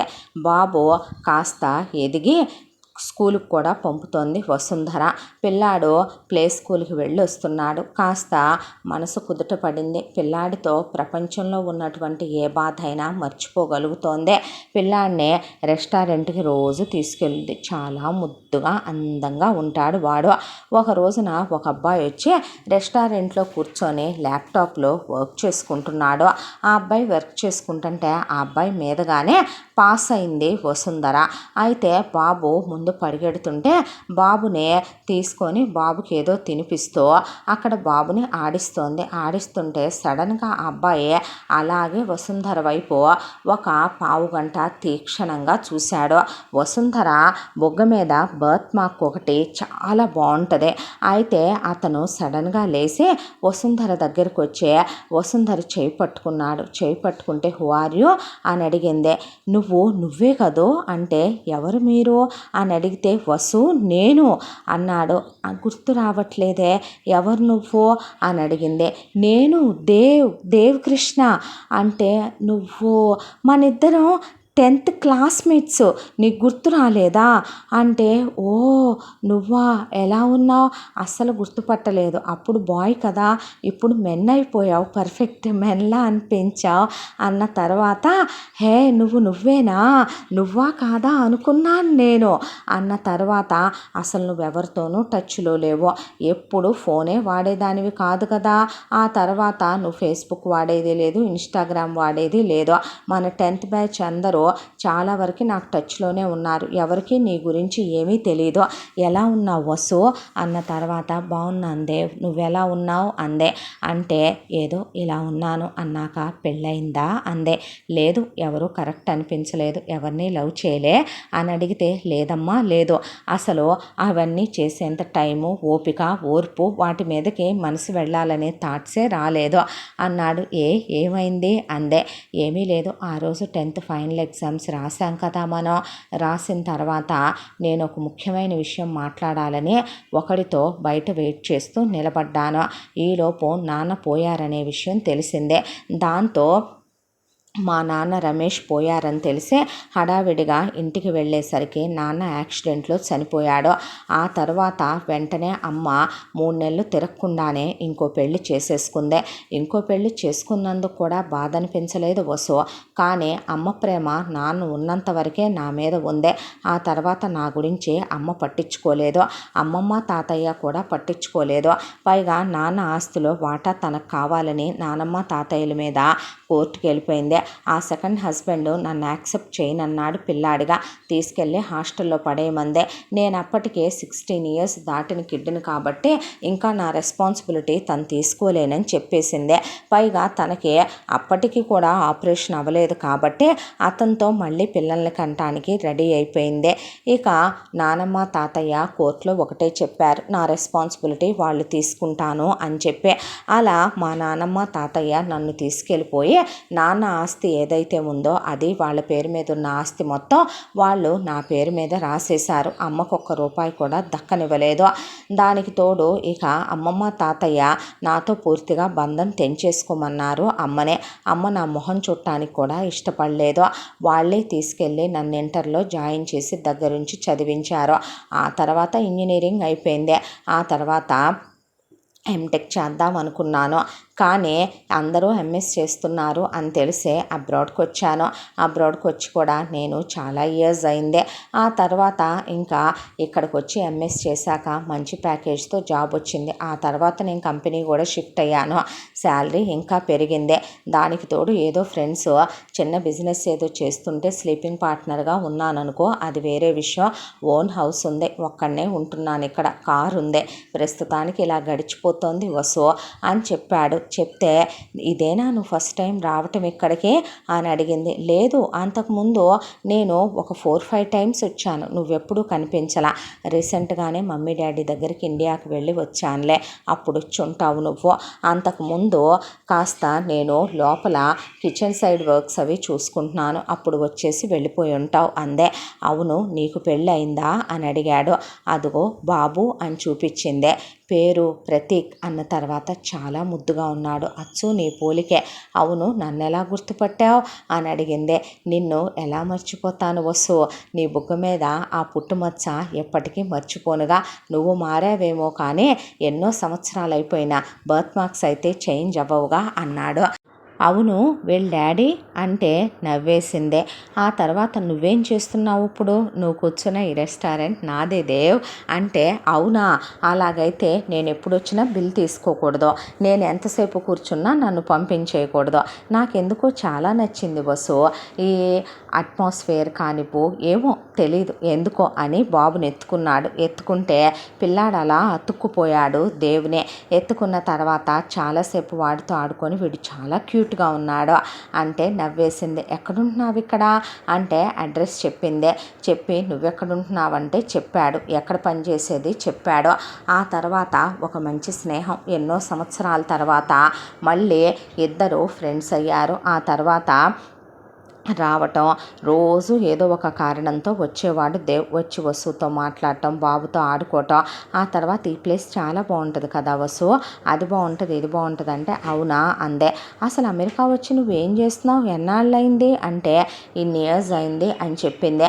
అన్ని ఇయర్స్ అయినా నువ్వేమీ చూడకపోవటం ఏంటి, ఈ వీకెండ్ వెళ్దాంగా బాబుని తీసుకొని అంటే సరే అందే. పిల్లాడిని తీసుకొని వసుంధరని తీసుకొని ఆ తర్వాత బయటికి తిప్పి మెల్లమెల్లగా అమెరికా మొత్తం చూపించుకొచ్చాడు వసుంధరకే. అయిపోయిన తర్వాత మంచి ఫ్రెండ్స్ అయ్యారు. ఇంటికి కూడా వెళ్ళేవాడు. వసుంధర ఎప్పుడు లిమిట్లెస్గా బిహేవ్ చేయదు, ఎవరికి అంత ఇవ్వదు. దేవ్ క్యారెక్టర్ కూడా అలాంటిది కాదు. దాంతో వసుంధర వండి పెడితే తినేవాడు, బాబుతో ఆడుకునేవాడు, ఒక్కోసారి అక్కడే పడుకుండిపోయేవాడు. ఇలా ఒక మంచి స్నేహం. ఆ తర్వాత ఒక రోజున మనసు ఉండబట్టలేక వసు ఒక్కటే ఉంటుందని, వసు ఒక మాట అడగొచ్చా అన్నాడు దేవ్. నా దగ్గర నీకేంటి అడుగు అందే. అంటే వీళ్ళ డాడీ అనేసరికి లేడు, ఎక్స్పైర్ అయ్యాడు. అవునా, ఎలా ఎప్పుడో అంటే ఇక్కడే యుఎస్లోనే. నేను 6 మంత్ ప్రెగ్నెంట్ అప్పుడు ఎక్స్పైర్ అయ్యాడు అని చెప్పిన తర్వాత ఇంకా దేవేం మాట్లాడలేదు. వసు ఇంకా టాపిక్ని పెంచలేదు. ఆ తర్వాత ఇలా వీళ్ళ స్నేహం కొనసాగుతూ ఉండగా ఇండియా నుంచి రాజేశ్వరి, విశ్వనాథ్ వచ్చారు. అప్పుడు కూడా దేవ్ ఇంటికి వచ్చి బాబుతో ఆడుకోవటానికి వచ్చాడు. ఎవరమ్మా అబ్బాయి అని అడిగితే ఇలా నా 10th క్లాస్మేటు అని చెప్తే వీళ్ళు తెగ పులిహార కలుపుతారు కదా, దేవుకు కూడా బాగా మాట్లాడి మాటలతో బూరులుండే అలవాటు ఉంది. దాంతో ఇక అమ్మ నాన్న ఏం చేస్తారు నాన్న అని స్టార్ట్ చేశారు రాజేశ్వరి, విశ్వనాథ్. దాంతో ఇలా వాళ్ళ నాన్న బిజినెస్ చేసేవాడని, యాక్సిడెంట్ అయిందని, వాళ్ళ నాన్న చనిపోయాడని, వాళ్ళ అమ్మ మళ్ళీ పెళ్లి చేసుకుందని, తను వదిలేసిందని, నానమ్మ తాతయ్య తన రెస్పాన్సిబిలిటీ తీసుకున్నారని, అక్కడ ప్రాపర్టీస్ ఉన్నాయని, వాళ్ళు చూసుకుంటున్నారని, ఇలా అమెరికా వచ్చానని, ఇక్కడ ఇల్లు కొనుక్కున్నానని, ఇక్కడ ఇలా ఉంటున్నానని చెప్పాడు. వాళ్ళతో బాగా క్లోజ్ అయిపోయాడు. సరిపోయారు మొత్తానికి. సరిపోతాడు మీకు బాగా మాటలు చెప్పటానికి అంటే తెగ నచ్చేశాడు రాజేశ్వరికి, విశ్వనాథ్కి దేవ. ఆ తర్వాత ఎప్పుడో 10th క్లాసులో చూడటం వసుంధరని మళ్ళీ చీర కట్టుకోవటం చూసెరగడు దేవ్. ఆ రోజున వసుంధర చీర కట్టుకుందే. దేవత దిగొచ్చినట్టే అనిపించిందే. మళ్ళీ ఒకసారి ఆ మెమరీస్, ఆ జ్ఞాపకాలు. నిజం చెప్పాలంటే తను వసుంధరని ప్రాణం కన్నా ఎక్కువగా ప్రేమించాడు. ఆ విషయం క్లాస్లో ఉన్న 10th క్లాస్మేట్స్లో చాలామంది అమ్మాయిలకి, అబ్బాయిలకి తెలుసు. చెప్పాలంటే ధైర్యం సరిపోయేది కాదు. అదిగోరా నీ పిల్లొస్తుంది అది ఇది అని ఏడిపించేవాళ్ళు, ఆట పట్టించేవాళ్ళు. కావాలనే తనకి ఏదైనా తెలియకపోతే రాసుకోమని చూపించేవాడు. ఏదైనా తీసుకొస్తే తీసుకోమని, తినమని తను వద్దంటున్నా బలవంతంగా ఇచ్చేవాడు. ఆ వయసుకి అదే తనకు తెలిసిన ప్రేమ. ఎన్నెన్నో ఊహించేసుకున్నాడు. వసు ఎప్పుడూ కూడా ఫోన్ పెద్దగా వాడేది కాదు. ఫేస్బుక్, ఇన్స్టాగ్రాము వీటి వేటుల్లోనూ టచ్లో ఉండేది కాదు. ఇక అయినా సరే ఎన్ని కలలు కనేవాడంటే వసు గురించి ఇద్దరిదే 10th అయిపోతుంది. తనకి ఎలాగైనా 10th అయిపోయేలోపు ప్రపోజ్ చేసి చెప్పాలి. ఆ తర్వాత కలిసే ఇంటర్ చదువుకోవాలి, కలిసి ఇంజనీరింగ్ చదువుకోవాలి, కలిసి ఎంటెక్ చేయాలి, కలిసి జాబ్ చేసుకోవాలి. ఆ తర్వాత వాళ్ళింట్లో మా ఇంట్లో కూడా ముందు తనే చెప్పాలి. వాళ్ళ నాన్నెటు వీళ్ళిద్దరి ప్రేమని కాదనడు, బ్రాడ్ మైండెడ్ కాబట్టి ఇద్దరూ పెళ్లి చేసుకోవాలి, హ్యాపీగా హనీమూన్ చేసుకోవాలి, పిల్లల్ని కనాలి, ఒక ఫ్యామిలీ బిల్డ్ చేసుకోవాలని ఎన్నెన్నో కలలు. ఆ రోజు 10th క్లాస్ ఆఖరి ఎగ్జామ్ రోజు తను మాట్లాడదామనుకుంది, తను ఐ లవ్ యూ చెప్పాలనుకుంది వసుంధరకే. అయితే అలా ఎగ్జామ్ అయిపోయి బయటికి వచ్చి నుంచున్నాడు. ఫ్లవర్ తీసుకొని చెప్దాం అనుకునే లోపు తండ్రి యాక్సిడెంట్లో పోయాడనే కబురు వచ్చింది. అలా దూరం అయిపోయిన వీళ్ళు మళ్ళీ కలవటానికి ఇన్ని సంవత్సరాలు పట్టిందే. మళ్ళీ వసుంధరని ఇలా చూసిన క్షణం ఒక్కటే అనిపించింది. తనకేం వయసు అయిపోయిందని, అసలు తను ఏం మారిందని, తనలో ఏం మార్పు వచ్చిందని. అప్పుడు ఎలా ఉందో ఇప్పుడు అలానే ఉందే. ఒక పెళ్ళైనంత మాత్రాన హస్బెండ్ పోయాడు కదా, ఇప్పుడు బాబుకి తనకి ఎలా లేదన్నా సరే ఇప్పుడు ఒక మగతోడు అవసరం. తను ప్రాణం కన్నా ఎక్కువగా ప్రేమించిన అమ్మాయి తన తల్లిలాగా మరో పెళ్లి చేసుకుని ఉండొచ్చు, బాబుని వదిలేసి ఉండొచ్చు. కానీ తను 6th మంత్ ప్రెగ్నెంట్గా ఉన్నప్పుడే అతను పోయాడు అంటే తను అబార్ట్ చేయించుకోలేదనే కదా. తను బాబుని భారం అనుకుని వాళ్ళ అమ్మా నాన్నల దగ్గర హాస్టల్లోనూ వదిలేయలేదు, వాళ్ళ నానమ్మ తాతయ్యకి ఇవ్వలేదంటే తను రెస్పాన్సిబుల్ మదర్గా వాడిని ఎంత ప్రేమగా సాకుతోందో చూస్తూనే ఉన్నాడు. అలాంటిదే తను గ్రేట్ మదర్ కదా. అలాంటి అమ్మాయిని తను ఎలా పోగొట్టుకుంటాడో. బాబు చాలా ముద్దుగా ఉంటాడు, తనకి చాలా క్లోజ్ అయ్యాడు, తను చాలా బ్రాడ్ మైండెడ్ కూడాను. ఆయన అమెరికా లాంటి చోట ఇలాంటివన్నీ చిన్న చిన్న విషయాలే. ఈ రోజుల్లో ఇవన్నీ పట్టించుకోకూడదు. తన తల్లి మరో పెళ్లి చేసుకోవటం తప్పని తను ఎప్పుడూ అనుకోలేదు కూడా. తను ఈ జనరేషన్ అబ్బాయి కాబట్టి. కానీ పెళ్లి చేసుకోగానే ఆ పెళ్లితో పాటే అంతకు ముందున్న పేగుబంధం, మాతృత్వం అనే దాన్ని తెంపేసుకుందే అనే బాధే తనదే. ఆ తర్వాత ఇక ఆ విషయం ఎలా చెప్పాలో వసుంధరకి అర్థం కాల. తన్ని పెళ్లి చేసుకోవాలనుకున్నాడో, బాబు రెస్పాన్సిబిలిటీ తీసుకుని ఫాదర్ అయ్యి ఫ్యామిలీ మేట్ చేసుకోవాలనిపించిందే. మళ్ళీ తిరిగి తన ప్రేమ ప్రేమను బ్రతికించుకోవాలనిపించింది. అందుకే తామిద్దరూ కలిసామేమో అనిపించింది. అయితే ఆ విషయం ఎలా చెప్పాలి? వసుంధరకు చెప్పడానికి తనకు ధైర్యం సరిపోదు. అది అప్పుడైనా ఇప్పుడైనా ఎప్పుడైనా. రాజేశ్వరి విశ్వనాథ్ని తీసుకెళ్ళి ఊరు చూపించడం మొదలుపెట్టాడు. వాళ్ళకేమో తెగనచ్చేస్తున్నాడు దేవ్. ఆ తర్వాత మా ఇంటికి రమ్మనమని తన ఇంటికి తీసుకెళ్ళాడు. నాకు రెస్టారెంట్లో పని ఉంది కానీ నువ్వు తీసుకెళ్ళు వాళ్ళని, సరిపోతావు వాళ్ళకని నవ్వేసింది వసుంధర. ఆ తర్వాత తీసుకెళ్ళి ఇల్లు చూపిస్తే, అమ్మాయి ఇంటికన్నా కూడా నీది చాలా పెద్దిల్లు నాన్న, నీ ఇంట్లో అన్నీ ఉన్నాయి నాన్న అంటే, స్పేషియస్గా ఉండాలని తీసుకున్నాను అంకుల్ అని చెప్పాడు. బాబుని ఎత్తుకొని ముద్దాడి ఉప్పెక్కించుకొని ఆడించుకుంటున్నాడు. వీడు బాగా అలవాటయ్యాడయ్యా నీకు అనేసరికి అవునా అంటే అన్న తర్వాత, ఆంటీ అంకుల్ మిమ్మల్ని మాట్లాడగొచ్చా అంటే, మాట అంటే గుర్తుకొచ్చింది, పద ఇంటికి వెళ్దాం అని చేపట్టుకొని ఇంటికి తీసుకొచ్చి బిర్యానీ తిందుగానంటే, వసు ఏది అన్నాడు. వస్తుందంట, లేట్ అవుద్దంట రావటానికి, ఈలోపు నీ పెడతా దామ్మా అంది రాజేశ్వరి. తను వచ్చాక అందరం కలిసి తిందాం కానీ మీతో మాట మాట్లాడొచ్చా అన్నాడు. ఏంటయ్యా మీ దగ్గర నేనేమీ దాయాలనుకోవట్లేదా అంటే, అంకుల్ తన మీద 10th క్లాస్ చదివేటప్పుడే ఒక క్రష్, ఒక ప్రేమ, ఇలా తనకి నా ప్రేమను చెప్దామనుకున్నాను. ఇలా ఎన్నో కలలు కన్నాను, ఇలా పెళ్లి చేసుకోవాలనుకున్నాను. ఈలోపే డాడీ చచ్చిపోవటం, నా లైఫ్ అంతా అతలాకుతలమైపోవటం, మళ్ళీ తిరిగి మేము కలవటానికి ఇంత టైం పట్టిందే. నేను ఇప్పుడు తన్ని పెళ్లి చేసుకుందాం అనుకుంటున్నాను. నా ప్రేమ ఇంకా సజీవంగా బ్రతికే ఉంది. నేను బాబుతో సహా తన్ని యాక్సెప్ట్ చేయగలను. నేను బాబుతో సహా తన్ని ప్రేమగా చూసుకోగలను. వాడికి నేను ఫాదర్ నవ్వగలను. వాడిని నేను చాలా ప్రేమగా చూసుకుంటాను. అసలు నేను వేరనే విషయమే చెప్పాలని కూడా అనుకోవట్లేదు. ఇష్టమైతే ఇంకొక కిడ్, లేదు అంటే వాడితోనే ఉండిపోదామన్నా నాకు ప్రాబ్లం ఏమి లేదు. నాకు వసు ఇంపార్టెంట్, తను హ్యాపీగా ఉండటం ఇంపార్టెంట్. నేను తన్ని ఎంత ప్రేమించానో మీకు మాటల్లో చెప్పలేను. తను ప్రేమించిన కారణంగానే ఇప్పటి వరకు నేను పెళ్లి చేసుకోలేదు. ఏ అమ్మాయి మీదకి నా మనసు వెళ్ళలేదు. ఇదే పోయిన మా నాన్న మీద, బతుకున్న మా నాన్నమ్మ తాతయ్య మీద ఒట్టు. వాళ్ళకు కూడా నా పెళ్లి చూడాలనే కోరిక. వాళ్ళకి వయసు అయిపోయింది. నా కోసం వచ్చే ప్రాణం పోయే ప్రాణం అనే హాస్పిటల్కి వెళ్ళి మందులు తింటూ బ్రతుకుతున్నారా అంటే అని చెప్పుకొచ్చాడు. ఆ మాటకి బాబు, మేమేం చెప్పినా అది బూతైపోతుందయ్యా, మేమేం చెప్పినా అది పాపం అయిపోయి తప్పు అయిపోతుంది దాని బతుకు విషయంలో.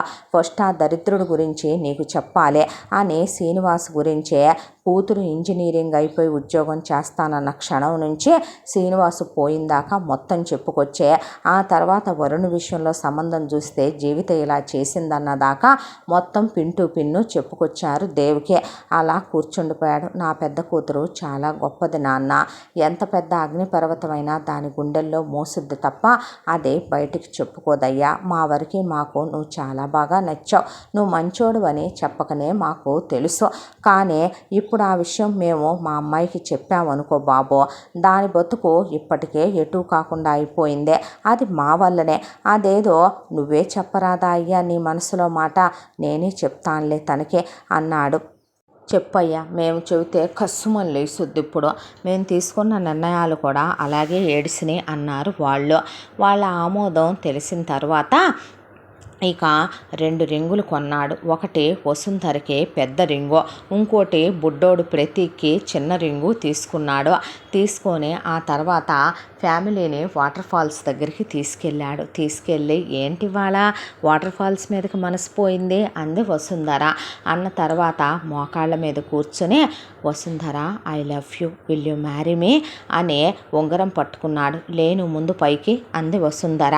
ఏంటి ఫ్రెండ్ అన్నానని అడ్వాంటేజ్ తీసుకుంటున్నావా? నా మీద కన్సన పిచ్చిదానిలా కనపడుతున్నానా నేను నీకు? ఏంటి వెర్రివేషాలు నువ్వు? ఏం పిచ్చి పట్టిందా?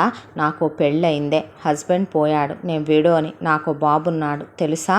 ఏం పిచ్చిగా ఉందా ఏంటి?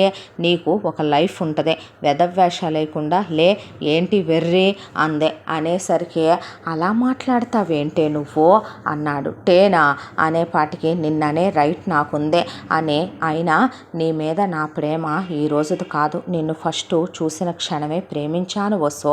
నీ మీద నాకు ఎన్ని ఫీలింగ్స్ ఉండేయో తెలుసా? నీ వల్లే నేను ఇప్పుడు దాకా ఎవరిని ప్రేమించలా, పెళ్లి చేసుకోవాలా. గాడ్ ప్రామిస్ తెలుసా ఆ విషయం? నీ బుగ్గ మీద పుట్టుమచ్చ అంతలా గుర్తుపెట్టుకున్నానని ఎప్పుడూ అడగలేదేంటే నువ్వు? అయినా నీకు విషయం చెప్పనా? ఆ రోజు 10th క్లాస్ లాస్ట్ డే ఎంతో ఆశతో నీకు ప్రపోజ్ చేయాలనుకున్నాను, ఎన్నో డ్రీమ్స్ అనుకున్నాను. ఆ తర్వాత నువ్వు ఎందులోనూ టచ్లో లేవు. నేను అసలు మన 10th బ్యాచ్తో ఎందుకు టచ్లో ఉన్నానో తెలుసా? ఎవరికి నువ్వు టచ్లోకి వచ్చినా నాకు చెప్తారనే ఒక ఆశ. ఎన్నాళ్ళు కలల్లో నీతోనే బ్రతుకుతూ వచ్చానో. దేవుడు నా బాధ చూడలేకే నువ్వు నాకు ఎదురయ్యేలా చేశాడు. ఒక విషయం చెప్పమంటావా? నేను భార్యని ఇలాగే ఉండాలి అనే భర్తని కాదు.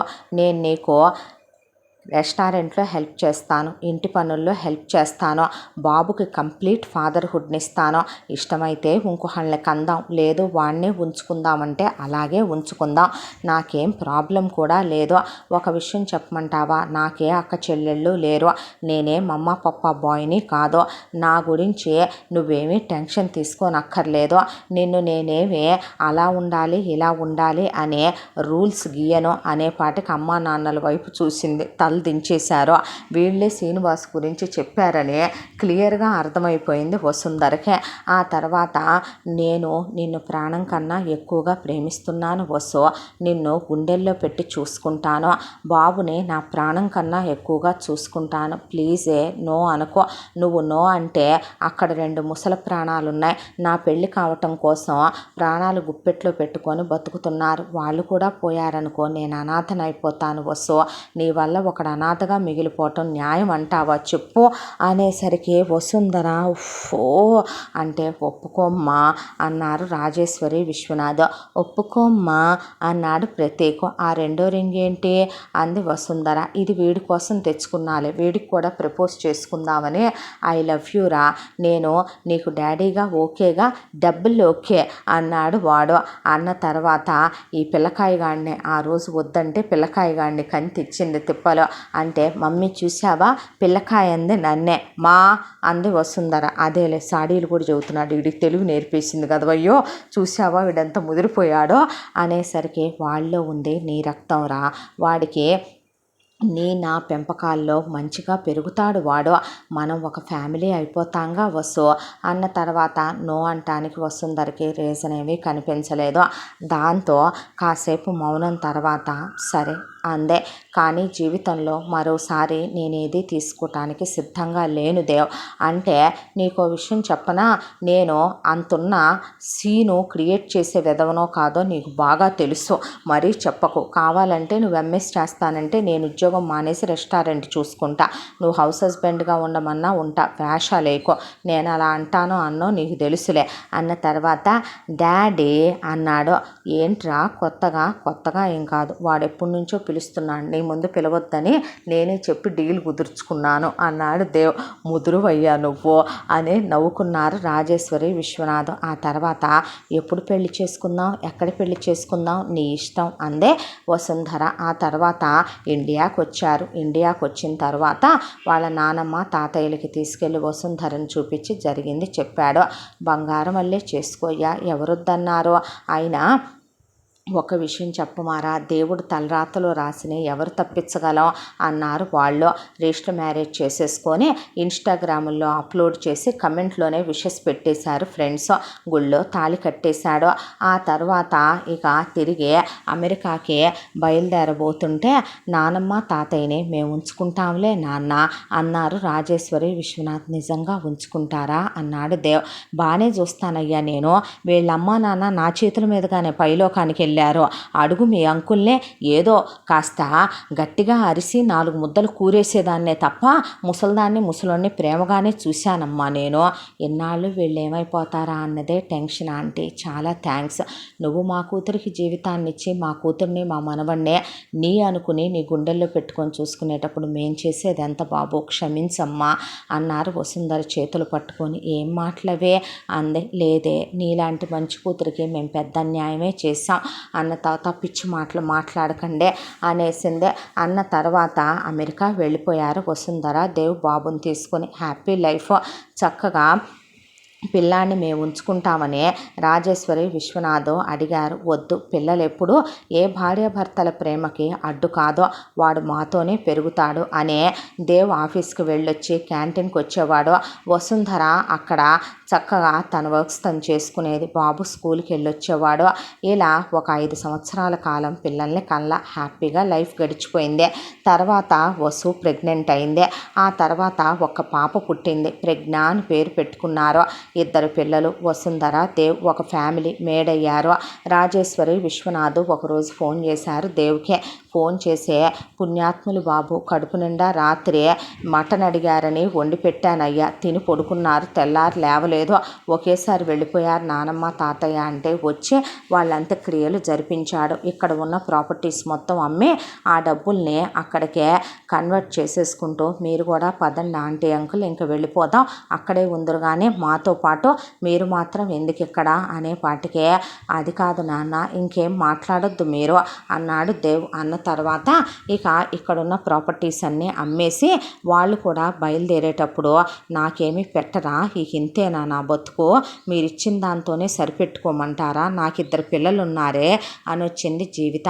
చిచ్చి ముష్టోళ్ళు ఎక్కువైపోయారు, నా పెద్ద కూతురుకు పడి ఏడుస్తావు నువ్వు అని ఒక ల్యాండ్ పడేసి ఒక 2 ఎకరాల పొలం పడేసి మళ్ళీ నీ మొహం మాకు చూపించబాకంటే ఐఎమ్ సారీ అత్తయ్య, థూ మళ్ళీ మాట్లాడబాకు నువ్వు మాతో అనేసి ఆ తర్వాత అమెరికాకి వెళ్ళిపోయారు రాజేశ్వరి విశ్వనాథ్. వెళ్ళిపోయే పిల్లలిద్దరినే సమానంగా చూస్తూ వేలు వేలు పట్టించి ఎంతో ప్రేమగా పెంచితే ప్రతికి తెలుసు దేవ్ తన ఫాదర్ కాదు అని, శ్రీనివాస్ చాలా దరిద్రుడని, తల్లిని చాలా బాధలు పెట్టాడని, అయినప్పటికీ తల్లి తన్ను వదలకుండా అలా అబార్షన్ చేయించుకోమన్నా చేయించుకోకుండా ప్రపంచానికి ఎదురెళ్ళి కన్నదని, దేవ్ తనకి కంప్లీట్ ఫాదర్హుడ్ ఇస్తాడని తెలుసు.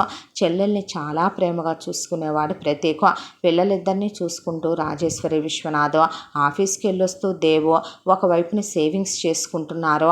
వసుంధర రెస్టారెంట్ బిజినెస్ కూడా డెవలప్ అయింది హ్యాపీగా. ఇలా వాళ్ళ కాపురం సెట్ అయిపోయింది. అక్కను మోసం చేసినందుకు రోజు అత్త వాళ్ళు దెప్పుతూ కొట్టుకుంటూ తిట్టుకుంటూ ఇక ఆడపడుచు పెత్తనాల కింద మొగుడు అనవసరంగా నిన్ను ఆ రోజు ప్రేమించాను, పెళ్లి చేసుకున్నాను, మీ అక్కని చేసుకున్నా పోయేదని వరుణ్ ఒకవైపున దెప్పుకుంటూ నీ బతుక్కి నేనే ఎక్కువలే అనుకుంటూ జీవిత లైఫ్ అలా సాగిపోతుంది. వాళ్ళు అసలు చిన్న కూతురు గురించి పట్టించుకునే స్టేజ్లో కూడా లేరు. అమెరికా రావాలి, అమెరికాలో ఉండాలి అనేది ఒకప్పటి కళ. ఈరోజు నిజానికి అమెరికా వచ్చినా ఒకప్పుడు సంతోషం లేదు, కానీ ఇవాళ నిజంగానే కూతురు అల్లుడు మనవడు మనవరాలు సంతోషాలు చూస్తున్నారు. వాళ్ళ ఈ వయసులో ఎంతకన్నా ఏం కావాలి, వాళ్ళ చేతుల మీదుగా వెళ్ళిపోతే చాలదా ఈ జన్మకే అనుకున్నారు. మొత్తానికి కూతురికే అమెరికా సంబంధం ఇలా వచ్చిందే. భగవంతుడు కూతురు జీవితంలోకి అమెరికా అల్లుడిని ఇలా పంపించాడు అనుకొని వాళ్ళ కుటుంబం హ్యాపీగా ఒక ఫ్యామిలీలా మేడే చాలా సంతోషంగా ఉన్నారు వాళ్ళు. ఇంతటితో ఈ కథ సమాప్తం. మళ్ళీ మరొక మంచి కథతో కలుసుకుందాం. తప్పకుండా మన ఛానల్ని లైక్ చేయండి, షేర్ చేయండి, సబ్స్క్రైబ్ చేయండి, బెల్ ఐకాన్ క్లిక్ చేసి ఆల్ అనే బటన్ని ప్రెస్ చేయడం మర్చిపోకండి. ఈ కథను మనకు అందించిన కథా రచయిత్రి జి. యామిని శ్రీనివాస్ గారు. Thank you.